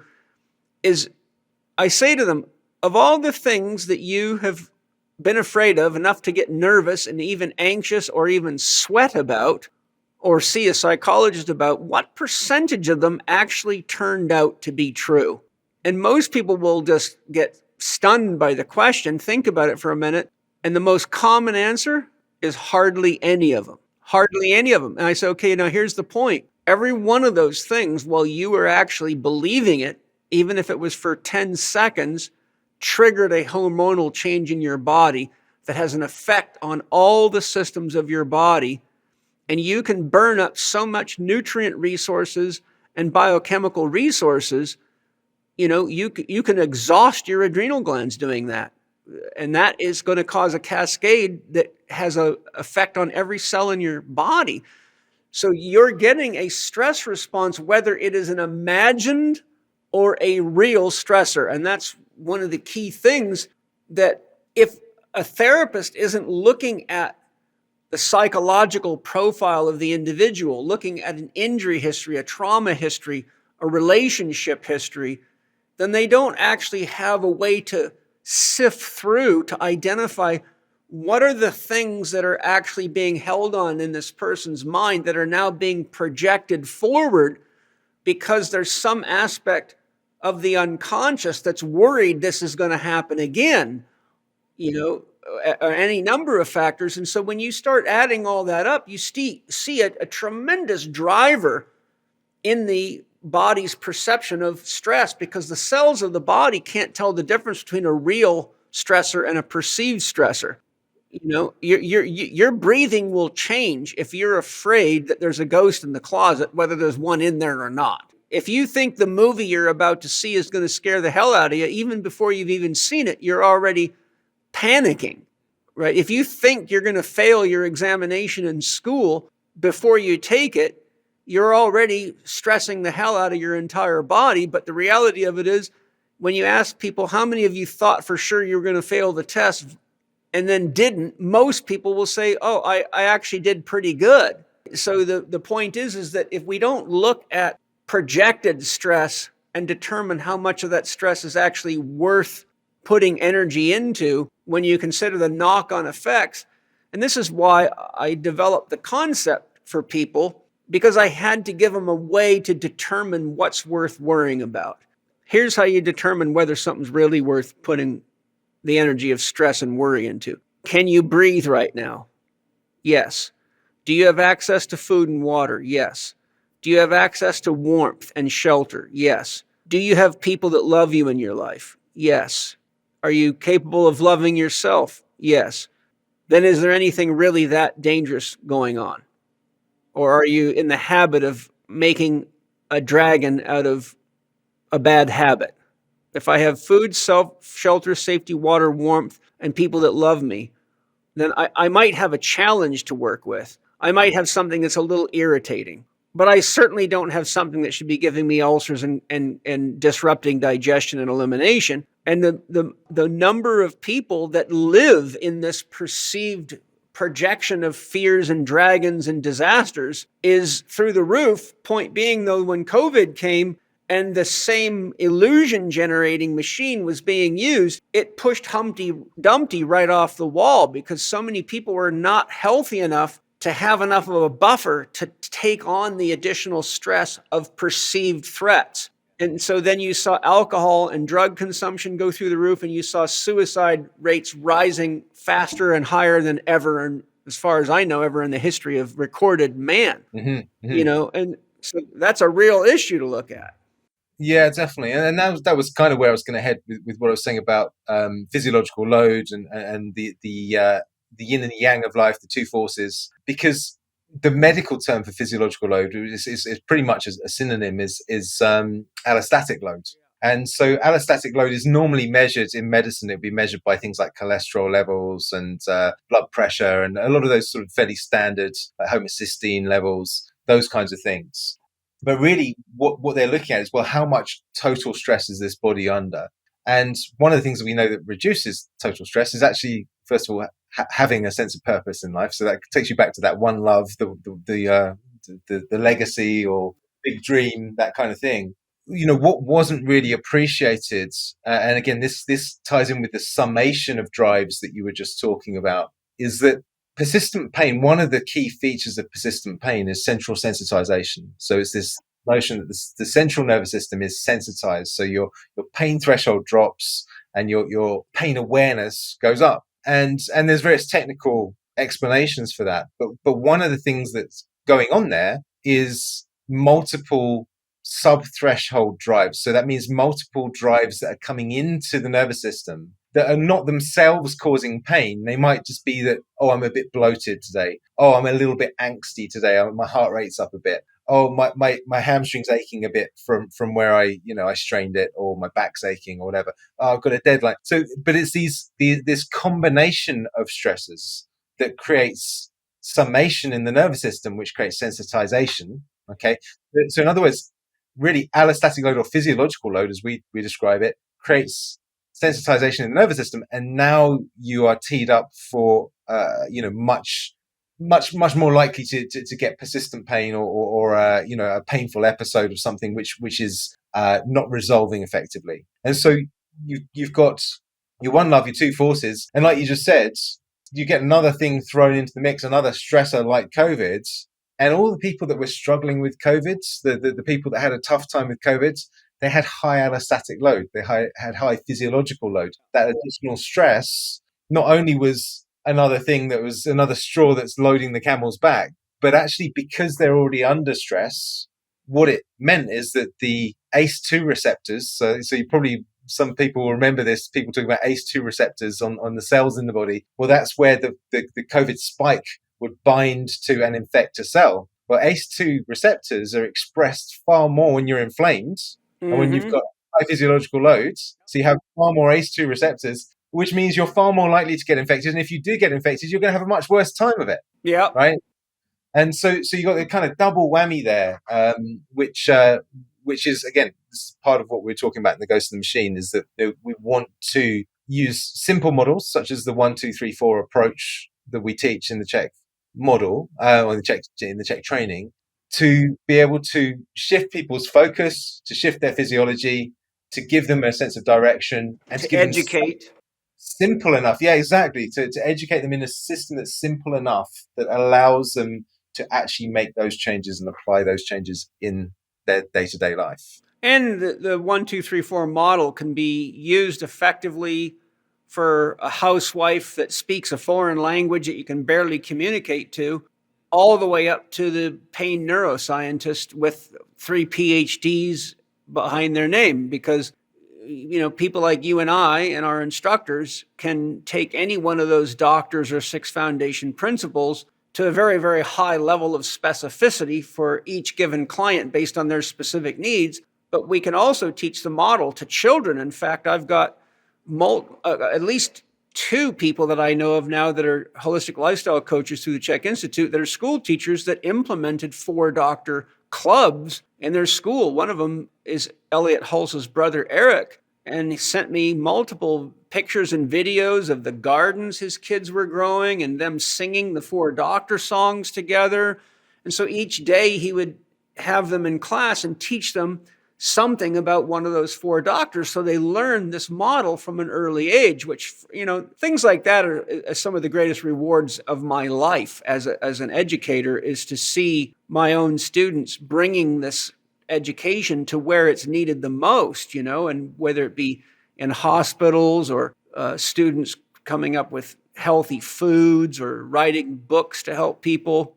So it's a good model because it's scalable in its complexity, and it can be applied from the Journal of Bodywork and Movement Therapy all the way down to Dr. Seuss books, Yeah, absolutely. Enzymes are one of the most important things we can use to supplement our diet. Very few people have normal levels of digestive enzymes.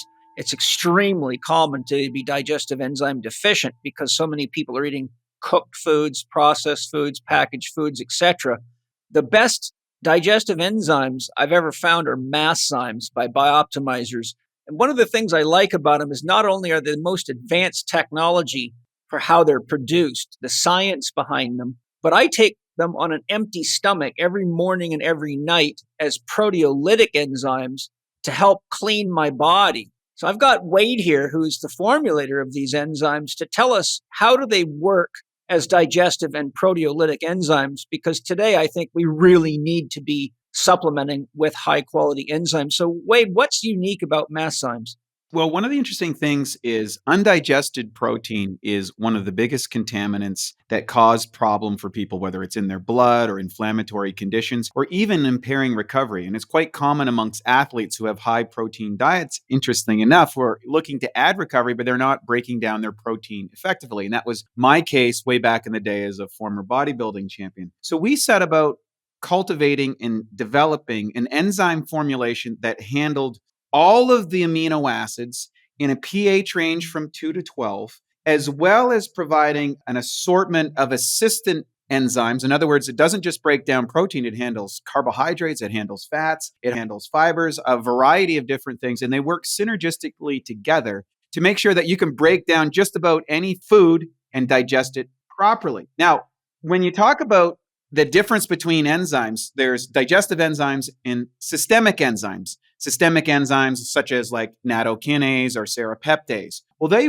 don't help break down digestion, but they can break down inflammation or inflammatory conditions, undigested proteins, or scarring tissue inside the body. Well, it turns out when you take Masszymes on an empty stomach, it works exactly the same way. It will go into the bloodstream and now works as a systemic enzyme, reducing inflammation, accelerating recovery times. Matt just tore his Achilles tendon and made a full recovery after surgery within a few weeks, which they expected for many months.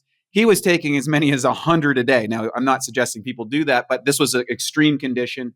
And the bottom line is Masszymes is great for recovery, for cleaning up undigested proteins in the system, as well for digesting just about any meal. If this isn't the best digestive enzyme or systemic enzyme that you've ever taken, you get your money back. That's the Bioptimizer guarantee. You can try Bioptimizer's Masszymes at bioptimizers.com/living4d and get 10% off using the code Paul10. That's bioptimizers.com/living, the number 4 and the letter D, and the code is Paul10. Plus, Bioptimizers always have great bonuses and offers when you purchase multiple bottles. So make sure you check them out at bioptimizers.com/living4d and use the promo code Paul10 for your 10% discount.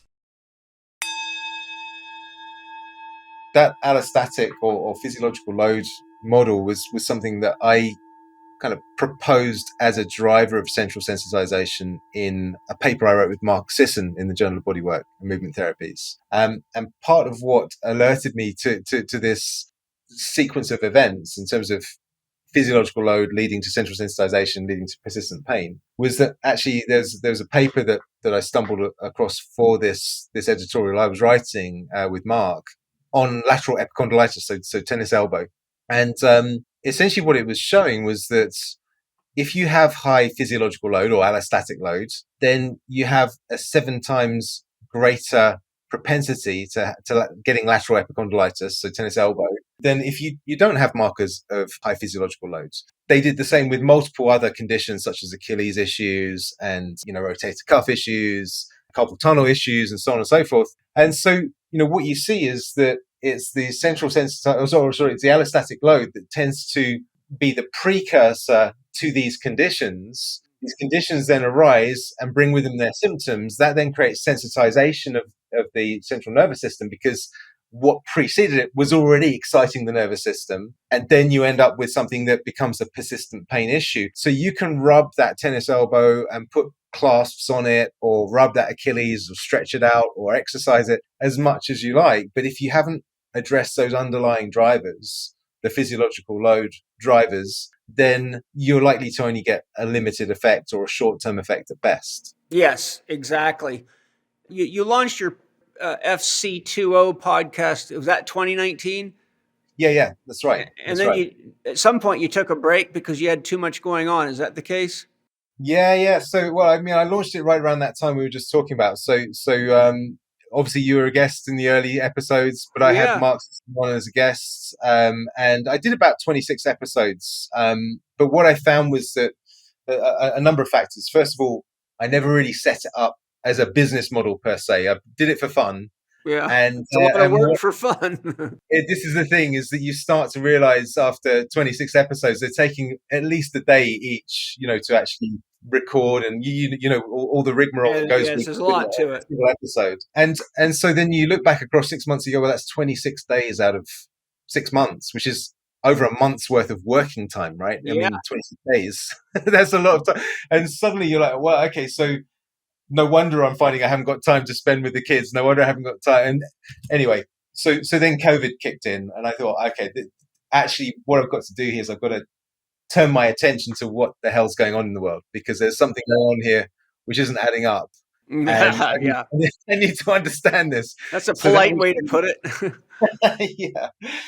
So that was where that sort of was put on hold, and for the longest time I've been meaning to relaunch it, and initially the plan was to relaunch it with contextualizing COVID's episode, where I would try and create a broader overview of what happened within the COVID pandemic, because I think one of the things that struck me about that is that I think a lot of your perception of what happened will depend on where you're at going into it. So if you are at the place where you think that your doctor is the most qualified person to help you with your health, and then or the TV doctor is equally qualified to help you with your health, and then you see that same TV doctor saying, pandemic, wear a mask, do all of these things to sort of keep yourself safe, the 6 feet, and get your jab and all the rest of it. Well, then, of course, that because that's your model, you're likely to believe that. If you've actually, where you and I went into the pandemic, we had decades of understanding how pharmaceuticals work, and how health works. And how health works. And what is good advice and what is not good advice. Well, yeah, and the terrain theory versus the germ theory, and how to read research, and how to look at scientific studies and see if they're correctly done. I mean, we had the toolbox for rational decision making in a situation like that, and it cost a lot of people not to have that. Yeah, and it was dangerous to tell the truth based on your analysis, because of the number of people that are caught in a paradigm of indoctrination versus common sense analysis, looking for the genuine truth, not to fit into a group so you feel safe, Yeah, absolutely. So anyway, I mean, without doing a deep dive into that, the challenge with doing a contextualizing COVID show was that, of course, it just kept getting more and more complex, and the rabbit holes kept getting deeper and deeper the more you looked into it. So yeah, so that's been put on the back burner for a while now, and I've had a number of other projects, obviously a number involving you, like Yeah. working in Spirit Gym, but also several other projects with the Chek Institute to develop various online training as a result of COVID coming along. Yes, which was actually good because it gave us the reason to do the extra work to make our education more available to people worldwide without the expense of traveling and everything, time off of work. So COVID actually turned out in many ways to be a blessing for a lot of people, actually. Yeah, in a lot of ways. I mean, I won't go through all of it because that's not the point of our discussion. But I'm just grateful that, we were way ahead of the curve by having our own online education platform. So for us, it was just business as usual, but just a shift of the time we were spending doing hands-on training now become devoted to let's do the work to make this accessible to our students so that people can stay with the flow of the academy and actually use this time for focused studies since they have the opportunity to really sit there and study. Yeah, absolutely.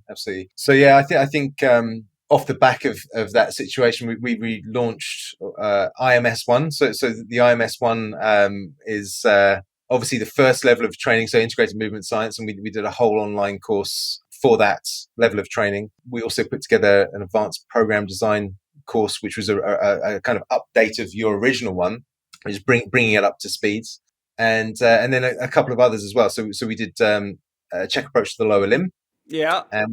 which was really, so the idea behind that one was to our third level of training, and this is quite interesting from an educational perspective as well, because one of the things that we picked up from some students was that they said, well, look, the Chek training really covers the spine and the core in so much depth, and then on IMS4 we learn all about the totem pole concept, which is understanding how essentially the head, neck, and shoulders work, and all of the key survival elements of that part of the body work. But we're not so sharp on the lower limb. We're not too sure what to do when there's a lower limb injury, and we feel like we need to learn more about the lower limb. My comment on that front was that actually, most lower limb injuries are from the core or from higher reflexive issues in any instance. So you actually do know what to do in most cases. Exactly. That's the difference between acute therapy and dealing with the real issue. Yeah.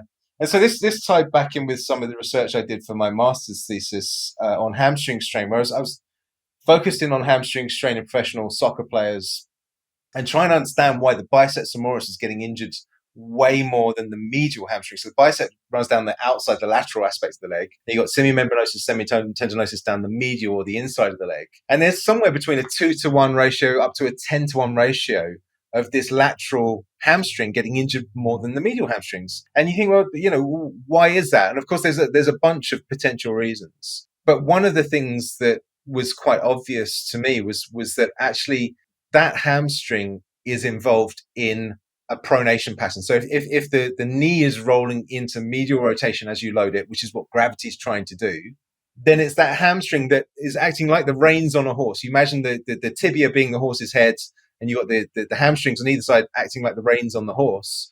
Well, that lateral one, the biceps femoris, is constantly trying to stop the tibia from rolling inwards into medial rotation. And of course, it's doing that eccentrically as well, which means that it's taking a lot of eccentric load. Yeah. As for those listening, eccentric means tension while the muscle is lengthening. Yeah. And that's when muscles typically get damaged. It's not so much when they're actually shortening, it's when they're lengthening that they tend to get damaged or strained. But so without going too deep into that whole discussion, what I saw was that there's this pattern where hamstrings tend to get injured because of a gravity pattern going through the lower leg, as do anterior cruciate ligaments, as do medial menisci, as do medial collateral ligaments of the knee. And you start looking at all the major sports injuries, and probably somewhere between 80 to 90% of the major sports injuries in the lower limb are part of a pronation pattern, okay, or contributed to by a pronation pattern or a gravity pattern. And so, as a Chek trained professional, you know all about how to work with a gravity pattern. You know all of the muscles that need to be assessed. You know the muscles that need to be conditioned. You need to know the viscera that may be affecting that or contributing to that, and various other elements that we talk about in the totem pole training. So the point being that actually that's an example of simplicity and the complexity of things. Okay, Yes, you've got it all is. the complexity of injuries and different types of mechanisms of injury, but they often relate back to that one mechanism, which is an inability to resist gravity effectively. Yeah. And yeah, exactly. Deceleration. Deceleration, yeah, yeah. So anyway, we put this program together so that we could actually then build lower limb training into the IMS3, which is obviously the third level of integrated movement science. And so we put that one together. I think it's about a 12-hour program, so it's quite an in-depth program, but it talks about these concepts. Also introduces a concept that I kind of put forward and wrote about in the Journal of Bodywork, which is called, I called the middle cross syndrome. And so that's a kind of spin on Yander's upper cross and lower cross syndromes. And it's interesting enough, it's gained a bit of traction. So the idea with these cross syndromes is that you have one arm of the cross is short and tight or facilitated muscles, and the other arm of the cross is long, weak, or inhibited muscles. Yeah, just maybe for people to give you an example, if you don't understand this terminology, if someone has forward head posture, that's an upper cross. If you have a Donald Duck posture, like your pelvis is tipped forward and your butt's sticking out, that's a lower cross. So there's just two real basic examples anyone could recognize. Yeah, that's great. The key point is that those muscle imbalances, which are quite well known in the manual therapy world, they are in the sagittal plane. So they're kind of front back muscle imbalance. But there's not really a torsional muscle imbalance that's described in the literature, which is what would be tied in with things like handedness and footedness. So if you are a right-footed soccer player or a left-handed tennis player, you're going to be using different rotational patterns and, let's say getting sport-specific muscle imbalances based on those patterns. So anyway, I presented that back in 2014 in the Journal of Bodywork and Movement Therapies. Since then, there's been a couple of other papers written on that by other authors that have actually assessed it. So that's quite exciting. But we teach that in the IMS3 as well. So that's in the lower limb course, which is a prereq for the IMS3. So yeah, so that's some of the course. I mean, we've done more as well. So we've done Swiss ball conditioning. Back when you introduced it, you had all of your rationale for why it was helpful and how it could be utilized, not just in rehabilitation, which is what it had originally really been used for, but also transitioning people from that rehabilitation up into performance and even into high performance conditioning. And when to do that appropriately as well, which was another key thing. Since you did all that, 20, 25 years has passed. And so now there's papers out which show these benefits and, actually show that, for example, the stabilizers of the spine, like the lumbar multifidus, are more active when you're on a Swiss ball versus when you're on a bench, that you get better core activation on a Swiss ball when you're doing a bench press on a Swiss ball than you do when you're on a bench. That when you're doing, say, a prone jackknife, which is where you have your hands on the ground, feet on the ball, and you're bringing the knees in, that activates more lower abdominal musculature. Whereas when you're doing a forward ball roll, which is the other way around, your knees are on the floor and your hands are on the ball, well, now that more activates the upper abdominal musculature. So there's loads of papers that just really have, across the last couple of decades, validated what you were saying, as a kind of front runner and pioneer in that field back in the 90s and early 2000s. Really just putting the data, if you like, to what you've always said. I knew these things because, I did training in EMG studies with Barbara Headley, who was a famous physical therapist. I don't know, she might not even be alive at this point, and I had plenty of time to experiment, and we were doing a lot of different testing, including with Swiss balls during the training. So I actually got to do unpublished research. And I studied, as you know, I did a worldwide literature search and studied everything. I had books in German and foreign languages, so all I could do is look at the pictures and I could see. I studied Beat Carrier, I think it's Beat Carrier, the Swiss ball, the Swedish physical therapist. And that fortunately was in English. It was translated into English, and it was very, very thorough. before I even made the first videos, I had already looked into every possible source of the literature out there. But I had so much clinical experience by the time I produced my first video. I already knew I didn't care what the research showed because I could prove it clinically and had seen it over and over and over again. People that do empirical research are usually 20 years ahead of the scientific researchers. So it's just the consensus mind that needs to have somebody else tell them what's true instead of paying attention. Yeah, yeah. Well, one of the things that links in with that is this topic of muscle imbalance we were just talking about. When I first learned about muscle imbalance in the 90s, you couldn't really find it in a textbook. There are a couple of books where you'd have a chapter by Yanda or something, but really wasn't a mainstream thing. But by about 2006, it's starting to creep into the mainstream textbooks, the orthopedic textbooks. And then in the last sort of 10 years or so, it's fallen out of favor a little bit for various reasons we probably won't want to dive into at this point. But then the most recent iteration of this story is that quite a popular textbook specifically on the muscle imbalances was brought out in, I think, 2018. And it's kind of listed the lower cross syndrome, the upper cross syndrome that we just mentioned, but also another syndrome called layered syndrome, which we teach about in the training. And it's got it all completely wrong. And so what's happened is, and this is a sign of the internet age, is that now almost everything on the first few pages of Google is completely the wrong description of the layered syndrome, which is, just shows the power of, if you've got a book that's quite popular, then suddenly people start blogging about what they've read. It pushes up to the top of the search engines, and now the information that you find there is actually incorrect. And I got in touch with the authors of the book just to say, is this something that's changed? Is it something that the original founders of these muscle imbalances changed at a later stage in their career? And, because this isn't my understanding. And I got an email back saying, that's an oversight, that's a mistake, it should never have been published. Meanwhile, there's people showing up in our classes challenging that we're teaching them wrong and every other damn thing. Yeah, I know how that goes. Believe me, I've been through that over and over again in my career. I won't bore you with the list of descriptions of it, but yeah, that's one of the negatives of the internet. You can have something spread like wildfire before the source of the information can be validated or verified. And the next thing you know, you've got people that have already cemented a belief in their head and they're now doing rehab and conditioning wrong. And this is why I say to my students, when you were here for the scientific core conditioning workshop live, which I think it was the first time in 10 years I taught it, I began the whole workshop by saying, let me go through all the things you need to understand so that you can realize why there's so much literature that looks like what I'm teaching you is wrong.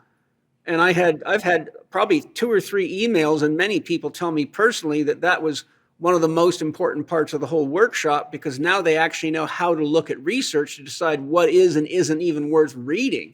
And that's you and I have had lots of conversations about this because of all the so-called research that shows up that goes against what we teach, but the research isn't valid research for all the reasons I listed in the workshop. And there's other people out there, I won't bring names up just to keep the podcast from getting too long, but so now you're very busy with you got a holistic health course for Canadian MDs. You're editing Spirit Gym. Yeah. Spirit Gym's a huge project. Yeah, Spirit Gym is huge. The thing with the Canadian MDs was actually just a 1-week thing that was quite interesting. I was out in Italy. It was one of these things where essentially they're getting away for a week, having a jolly in Italy. But they wanted to get a bit of education so that it's claimable as a business expense. So I was in there each morning giving them some information on various aspects of essentially the 4 doctors. And I'm talking to them about leaky gut syndrome. One of them puts up their hand and says, Matt, with the greatest of respect, I think that's just, like a chiropractic concept. It doesn't have any weight behind it. And I was saying, well, no, I don't think that's the case. And so I explained a little bit. She starts throwing some pretty heavy physiology back at me, and I'm standing there sweating a little bit because there's just me in front of these 16 Canadian female doctors they're all like a social group from medical school. So they've known each other for like 20 years. So you're feeling quite, let's say, vulnerable at the front. And I started reasoning through it a little bit and saying, well, my understanding is this, and there's been research on that, and so on and so forth. And whilst I'm doing all this, one of the other doctors is on her phone, and she finds out, oh no, there's a paper. She puts her hands up, saying, no, Matt's right. There's a paper here from Nature, published last year, talking about exactly what Matt was just saying about leaky gut and tight junctions becoming loose and all this kind of stuff. And then suddenly they're like, oh, okay then. So they start to listen. Yeah.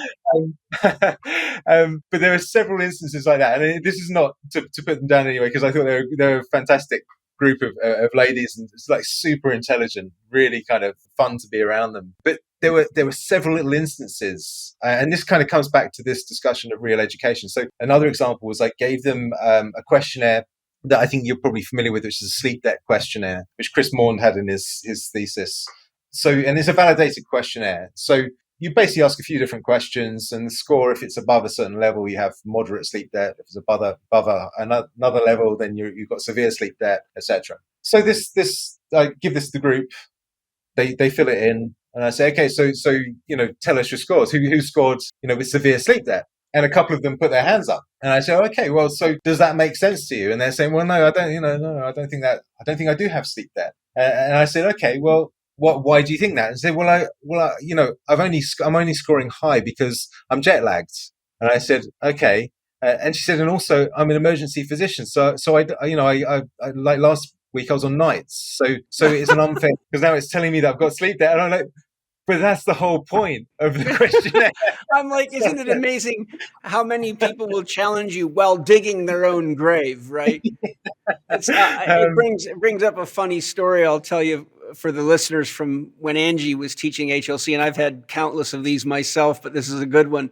She had some young man in HLC2 training who had been reading articles on the internet saying that coffee was good for you and that it had all these vitamins in it and that it could benefit, your hormonal system, a whole lot of stuff, the story, how that goes. And so she had pointed out to him that some of his problems came from drinking coffee, and she was watching this guy drink coffee all day long, literally all day long. And he just would not have it. And so finally she said, well, why don't you pull out your health appraisal questionnaire and show us your score graph? Well, almost every single column was like in the red or off the chart. And so, I'm paraphrasing, but she used a famous Paul Chek line. How's that working for you so far? That's what the literature says, but this is what reality is right here. You're wearing it. And here you are with all these health problems. And look, if you burn your adrenal glands out, it causes a cascading effect. And so, your gut's not working right. You're peeing too much. You got all the signs of sympathetic overload. Your body's not recovering from exercise, and on and on and on. And so it's just funny how people will read 2 or 3 articles and use it to justify their addiction or their lifestyle discrepancies that they've justified for whatever reason, making money or otherwise. But, your body doesn't give a shit about making money. You got to be an emergency room physician. You can end up very screwed up and in a lot of pain and spending the very money that you made on doctors and therapists trying to figure out why you're sick. Yeah. And it's a great example of where someone's using their brain but not using their ultimate tool, which is their body and the feedback from their body to see. Because I've seen that research as well. I've seen similar research saying that for optimal blood sugar control, you need to have coffee is good for optimal blood sugar control, and the optimal dosage is 6 cups per day or 7 cups per day. Oh my God, yeah. And so I thought, well, how can that be right? That it doesn't make any sense physiologically, but the data was all there. And I thought, okay, well, what I'll do is I'll try upping my coffee a little bit. So I try it for a day, and I can't sleep, and my heart's like this, and so you just know from your body's reaction that is not a smart move. I mean, the data. This is where, back to the ghost in the machine, one of the things we got critiqued for with that paper was putting a case together for posture being a factor in back pain, which sounds like a ridiculous statement to have to make, that posture might be involved in back pain. But these pain neuroscientists have kind of said, well, no, it's not involved because we've got data that proves it. right? And I've made the point several times where, if you were to just sit with poor posture for a couple of minutes, anyone, could be a kid sitting leaning off to one side or leaning backwards too far, or leaning forwards too far. It's only going to be a couple of minutes. You're going to start to feel uncomfortable in your low back, right? So we kind of can experience straight away that posture can cause pain. The point with posture and pain is that sometimes it's not the strongest driver. It's just merely a contributing factor. And if we just focus on posture, then we could be missing the picture. But this is an example of where using data, data can be very misleading. And in that particular situation, what had happened was research had been done on low back pain specifically to see if people with low back pain had an increased curve in the low back, or had a flat low back, or had a normal low back. And this had been done across 58 different studies. And of course, the reality is that across 58 studies, the data gets flattened out. It gets ironed out because, as we know, and anyone that studied this knows, if you've got a hyperextended spine, well, you're going to be loading the facet joints more. If you've got a flexed or flat spine, you're going to be loading the discs more. So if you just look at people that have back pain in inverted commas, well, that is what we would call a heterogeneous condition. It's multiple different things could be causing that back pain. And so it could be people with extended backs, could be people with flex backs or normal backs. And it's going to be a mix of all of them. But the problem is when you pull them all together, what you see is, there's no statistical significance here. The data gets flattened out. And so the paper gets published. There's no correlation between posture and pain. Yeah. Right? And that's what happens when you don't have enough depth of knowledge to discern good data from garbage. And I will point out that every single drug that's ever had to been taken off the market because it killed thousands of people was first scientifically validated by the data before it was allowed to go through the FDA. How many people does it take to die before you go, well, maybe the data isn't correct? That's one of the things we do at the Chek Institute is really help people discern common sense realities, right? You're talking about posture. We'll go right back to the beginning of our conversation. 3 phases of an exercise: setup, execution, and follow through. Posture is the setup. If the setup's wrong, the execution has to be wrong. Yeah. It's real simple. If you start driving your car on the wrong side of the road, you've already increased your risk of getting killed before you even drove 2 feet. You don't have to be a genius and say, let's do scientific research to see what happens if you start driving down the road on the wrong side of the road for 100 meters first every day. Yeah. You don't need to be smart to figure that one out. Hi guys, what do you reach for when you want a little pickup, when you want a little happy making? There's lots of things that I used to love. For example, I used to love my espresso in the afternoon, but that caused me lots of problems, so I had to retool that one. There's a lot of things that have sugar in them, but my body hates that. If you want to be healthy and you want to be clean, there's not much you can do. But Organifi's got some new happy drops that, believe me, are really good. And they're simple. They've got passion flower, go-to cola, organic saffron, and ginger root extract. And these things are awesome. You put a couple in your mouth. I like to suck them and let them melt down slow. And in a few seconds, you are feeling happy again with a little mood elevation and a little energy lift too. I absolutely love these things. My kids love them. And the thing I love about them is they make me feel good without doing anything but good for me. So if you want to get some happy drops, go ahead and try these. You're going to be amazed. I absolutely love these things, and my kids love them too, and I know you're going to love them, and you don't have to feel guilty about it because there's nothing in there that's bad for you at all. Far better than an addictive anything, and great for you. Try Organifi's Happy Drops. To try Organifi's new Happy Drops and to get 20% off your order, go to Organifi.com/Chek20 and use the promo code Chek20 at checkout. That's Organifi.com/Chek20, Organifi.com/CHEK20, and the promo code is CHEK20 for a 20% discount. We've had a good run, Matt. Is there anything else that you wanted to highlight before we close up? You were going to tell a little bit about your review of Andrew Huberman's work. Yeah. And Right. Jordan Peterson. I thought that was an interesting thing we should share. Yeah, definitely. Well, so that was listening to a podcast they did about a year ago now, and basically Huberman was saying that if he were to predict what the kind of buzz area would be in neuroscience, in popular neuroscience over the next 5 years or so, he was saying it would be the insular cortex. Okay. And Jordan Peterson's kind of going, okay, well, I've heard of it, explain more. And again, this was something that I aimed to explain more thoroughly to the faculty last time we had a meeting together, and I took about 45 minutes to do it. So I'll try and put it into a nutshell here. But the insular cortex, one way of conceptualizing it is that it's a little bit like the hinge on a seesaw. Okay, so you've got your seesaw, and this is just like your diagram that you've used for years to illustrate the autonomic nervous system. So on one side of the seesaw, you've got the sympathetic, which is your fight flight. On the other side, you've got parasympathetic, which is rest and digest. And for and Americans, think teeter-totter, because we don't have the term. Yeah, exactly. Yeah. The way we've used that in the Chek training is that if the sympathetic is up high on the teeter-totter, then obviously the parasympathetic has to be down low, and vice versa. Parasympathetic's up high, then sympathetic's down low. So when we're in a fight flight, we're about to go for a run, or we're in a fight, or we're in some kind of competitive situation, or then scared, or scared, then that teeter-totter, the sympathetic side, the fight flight, is up, and by its nature, the parasympathetic has to be down. Now, that is the profile we tend to find in most of our clients, is that their sympathetic is up too high. They're in too much stress, too much fight flight. Okay, so the teeter-totter is up on that sympathetic fight side. flight side.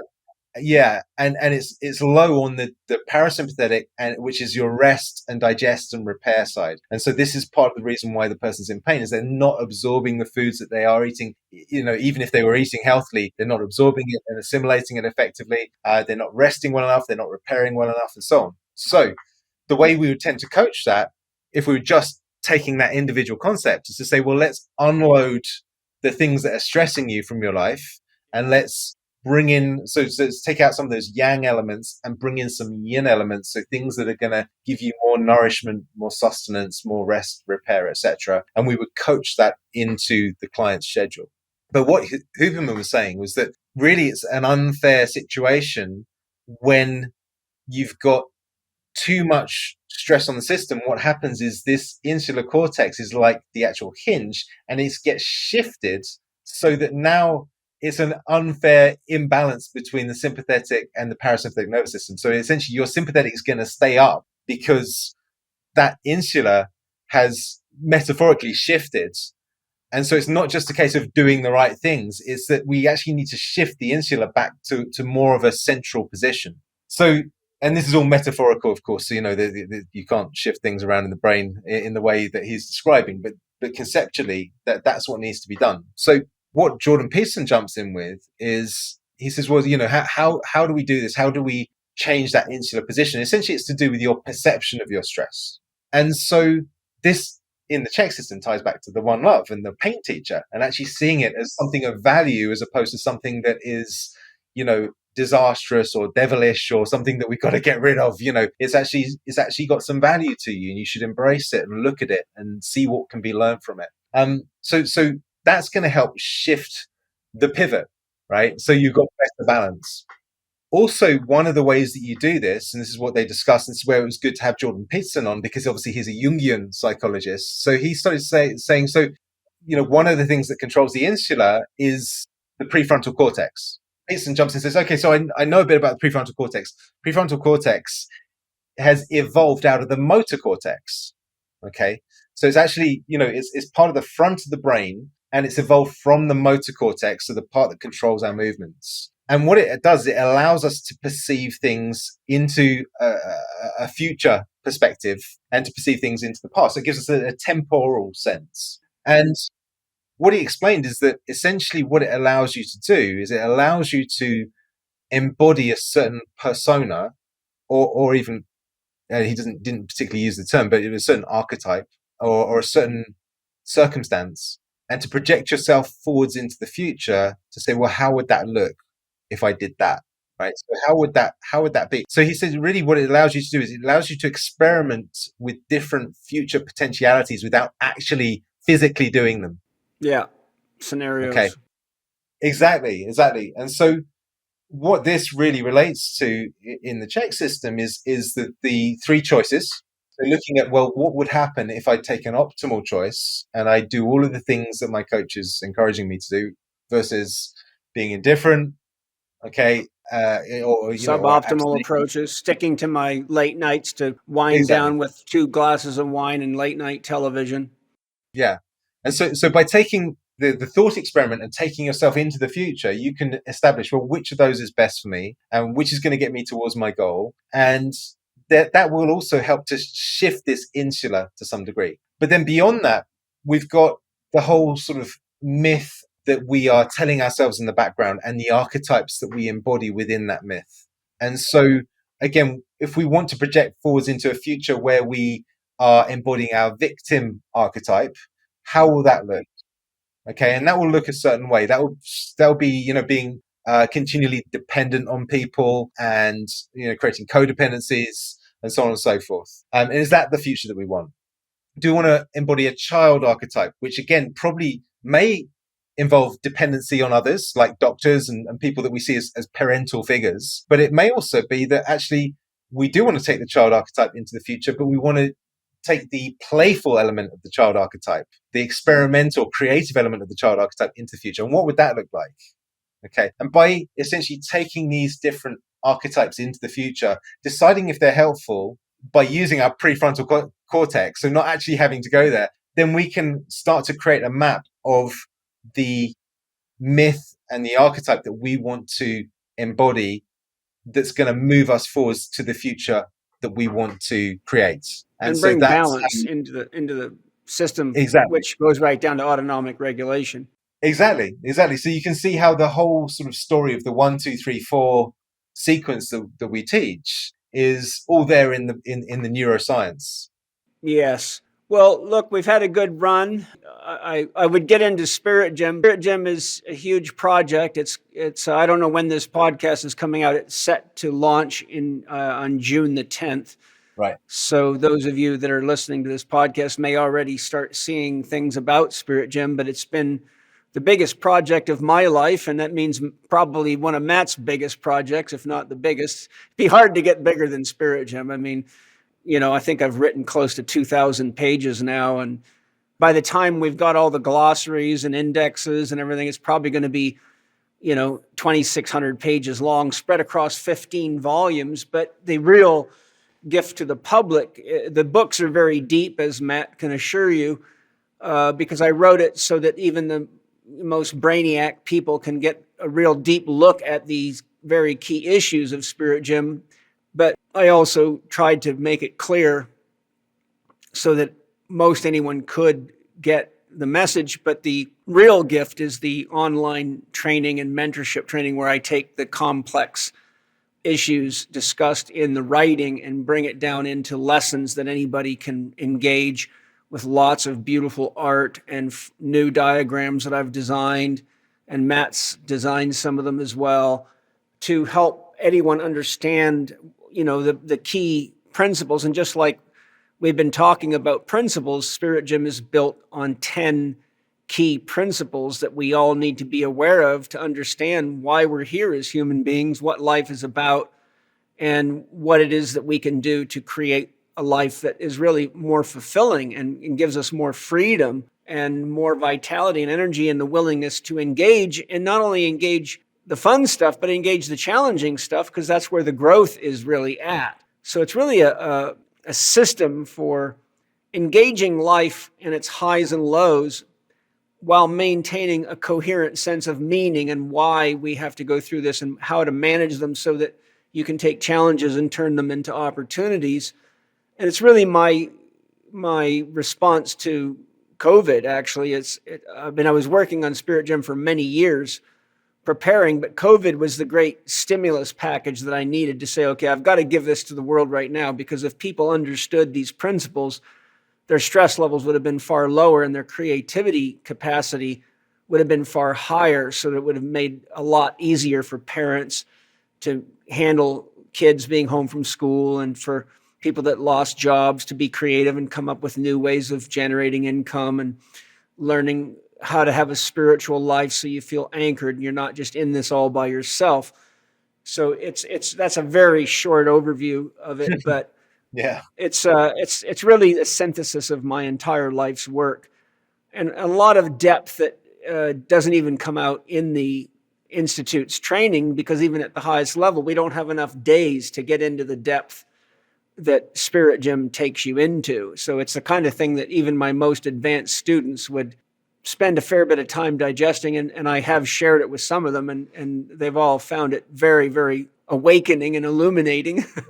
Yeah. It's super deep, but in a way that is, in your normal kind of conversational style most of the time. So it feels like you're sat there and having a chat with Paul, but then diving into some deep concepts which you might have to reread a few times and keep cross-referring to the diagrams, which are sensational. I mean, these diagrams, and your artist who's put these images together are just phenomenal. But yeah, it's a journey, and I think as you were just saying, the online community is going to be the way to really get your head around the practical application of it. Of course, that's through reading, but I think to actually have Paul explain this stuff in a more, I guess it's more dynamic, interactive format. Is that how you describe? Yeah, it's online live. So each week I will be doing a presentation, kind of like if you go to a church or a temple on Sunday and you get a sermon.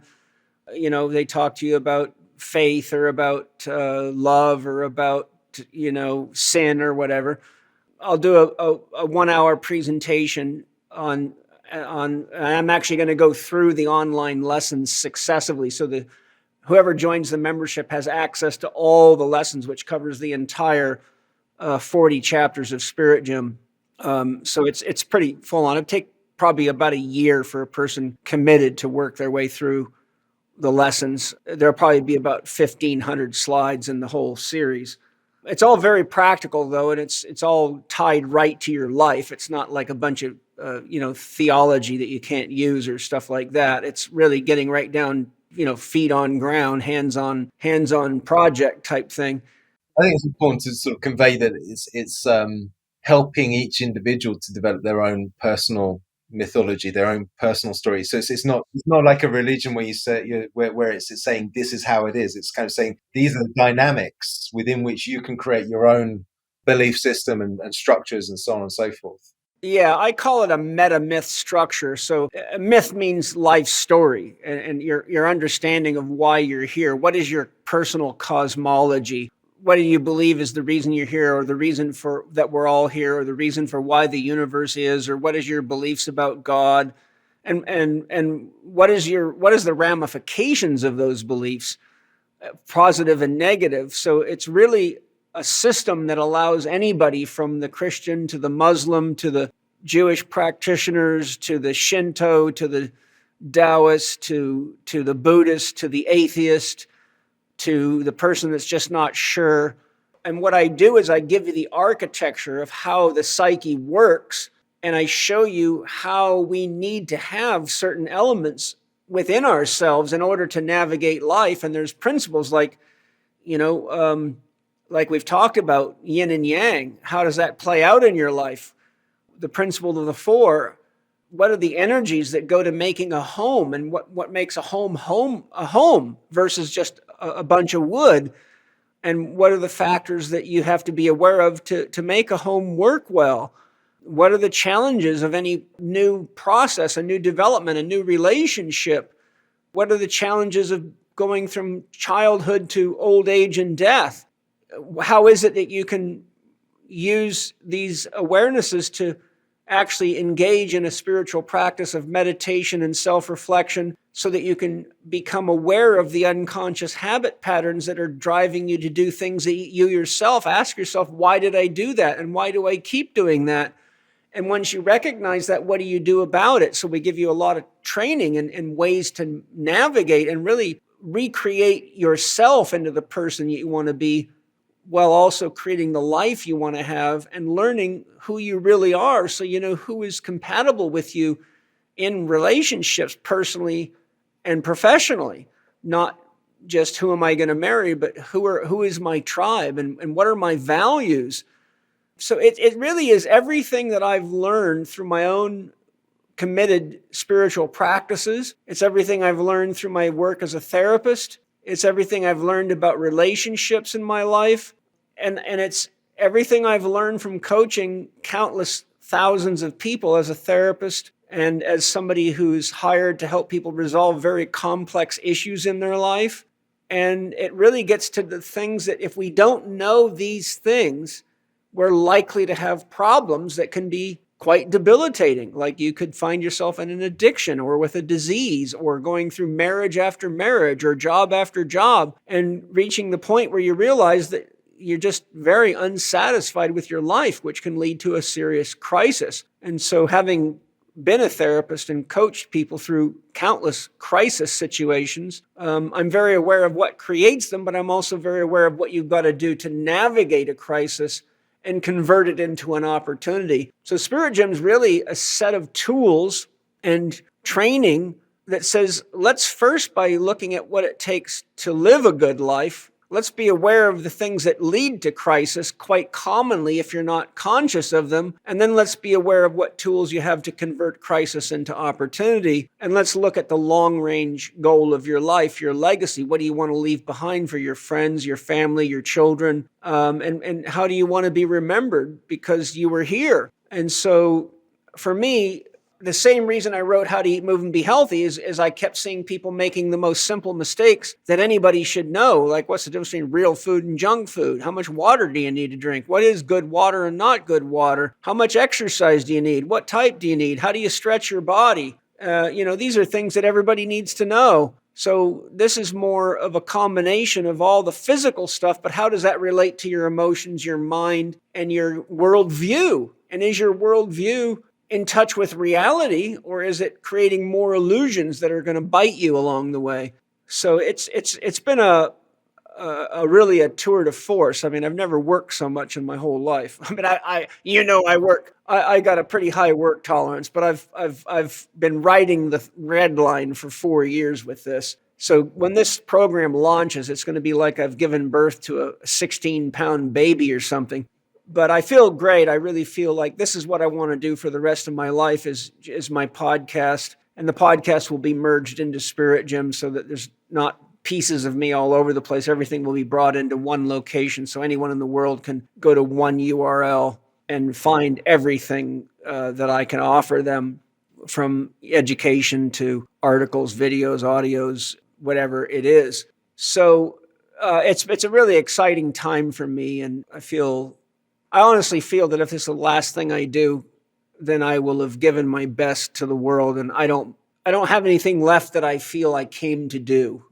I sense in my soul that my whole life was really to do the work, to develop the wisdom, the life experience, and the professional skills to be able to synthesize this gift for the world so that I feel complete. So from the completion of the program and the books, my only mission now is to teach people and guide them into how to engage these principles in their daily life so they really can be free, so that if another pandemic comes, they're not freaked out. They go, cool, I know exactly how to manage this so that it actually works out really good for me. And so I can participate in the world in positive and meaningful ways that support everybody that needs support in whatever way each of us is uniquely gifted to do. And then, you've been a great help because I wanted you to be the editor because you're a good editor, and you're probably the one person in the world that has the most intimate knowledge of my teachings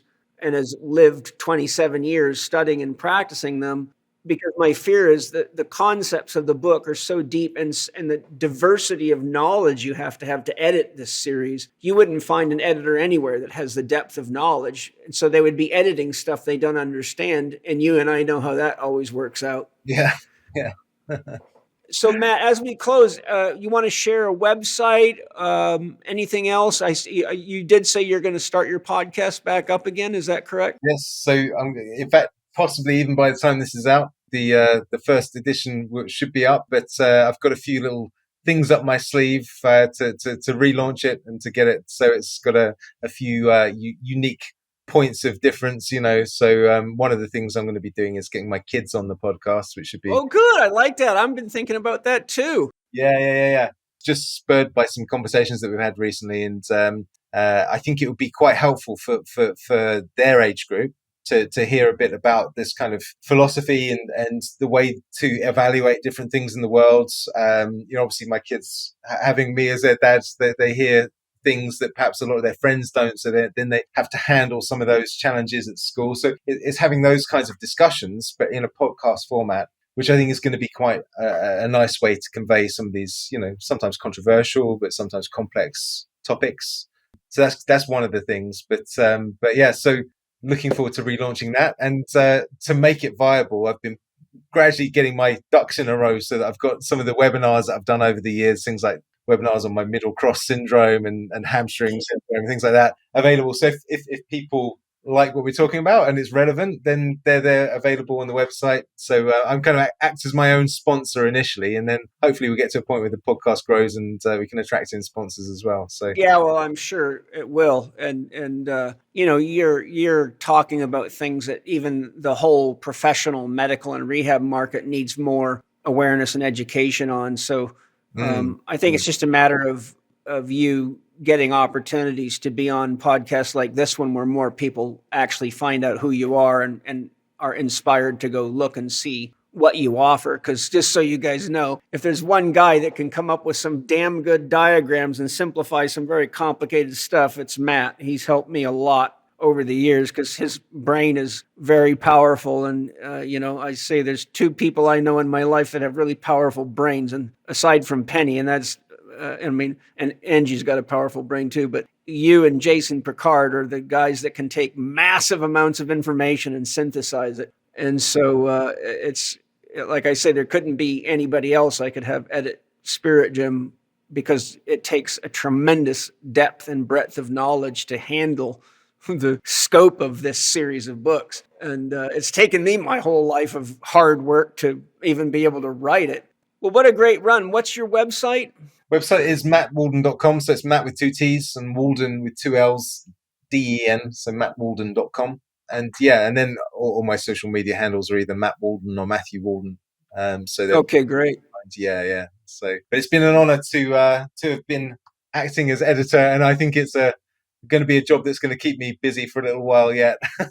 Oh yeah, yeah, for sure. Yeah, that's a lot of work, but we're going to be releasing it in successive stages. So book 1 will come out with the initial release, then volume 2 will come shortly thereafter. So we'll probably be releasing successive volumes for the next 3 years, I would imagine. Hopefully sooner than that, but just depends on how fast it takes to get them through the publishing process. But I'll have all the writing done, and it'll all be in Matt's hands within the next probably 8 months. But we've got several. We've already got the first 3 books, I think, ready to go into press. So we're going to be able to give you plenty to work with, and the online lessons contain everything that you need to know about all 15 volumes, so you don't have to wait for the books to come out. The books are more the deeper, expanded version of the online lessons, so it's exciting. Well, thanks, Matt. What a great visit. And thank you to the sponsors for your great products and your ethical practices and putting money back into the hands of organic and biodynamic farmers and taking care of the planet. And thank you to all of you for anything you buy from the sponsors, because it does support me and the podcast so I can keep doing this and taking the time that I do devote, which is quite a lot, to research and prep and publication and everything that's involved. And I hope you guys enjoyed. I think we covered quite a lot of topics today that hopefully you found interest in, and you've had a chance to listen to Matt again. You can go back and listen to our Honest Vegetarian series and pick up some more, and follow Matt. Go to his website and get on his podcast, because he always has some great. I've listened to probably most of your podcasts, and I've always enjoyed your interviews, because you get deep people like neuroscientists and people that are really serious about what they do. So it's not fluffy stuff. It's usually really good stuff. And I love the idea with the kids too. I was just talking to Angie about that the other day and saying, because some of the things that come out of my kids' mouths are crazy. It's like, wow, I wish I had a recorder going right now. yeah. Yeah. But it's all good. So lots of love, everybody. Talk to you next time. I'll see you next Tuesday with something awesome. Bye-bye. Thank you for listening to Living 4D with Paul Chek and today's guest, Matthew Wallden. You can visit Matt's website at mattwalden.com. or follow Matt on Instagram at Matthew Wallden and on X and Facebook at Matt Wallden. You can listen to Paul and Matt's audio series, The Honest Vegetarian, at chekiva.com/the-honest-vegetarian. That's chekiva.com/the-honest-vegetarian. Catch up with Paul on Instagram, TikTok, and Threads at paul.chek, on X at Paul Chek, or on his YouTube podcast channel, youtube.com/living4D with Paul Chek.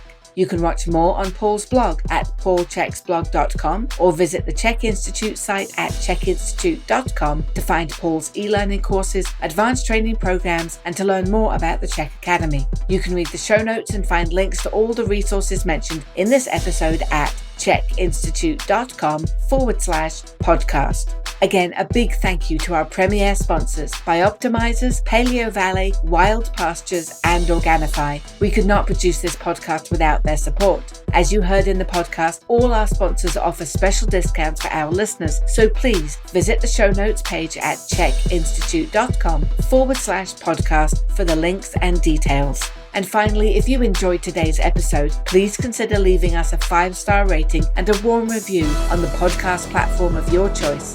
This podcast is available on Apple Podcasts, Spotify, Amazon Music, Audible, and YouTube.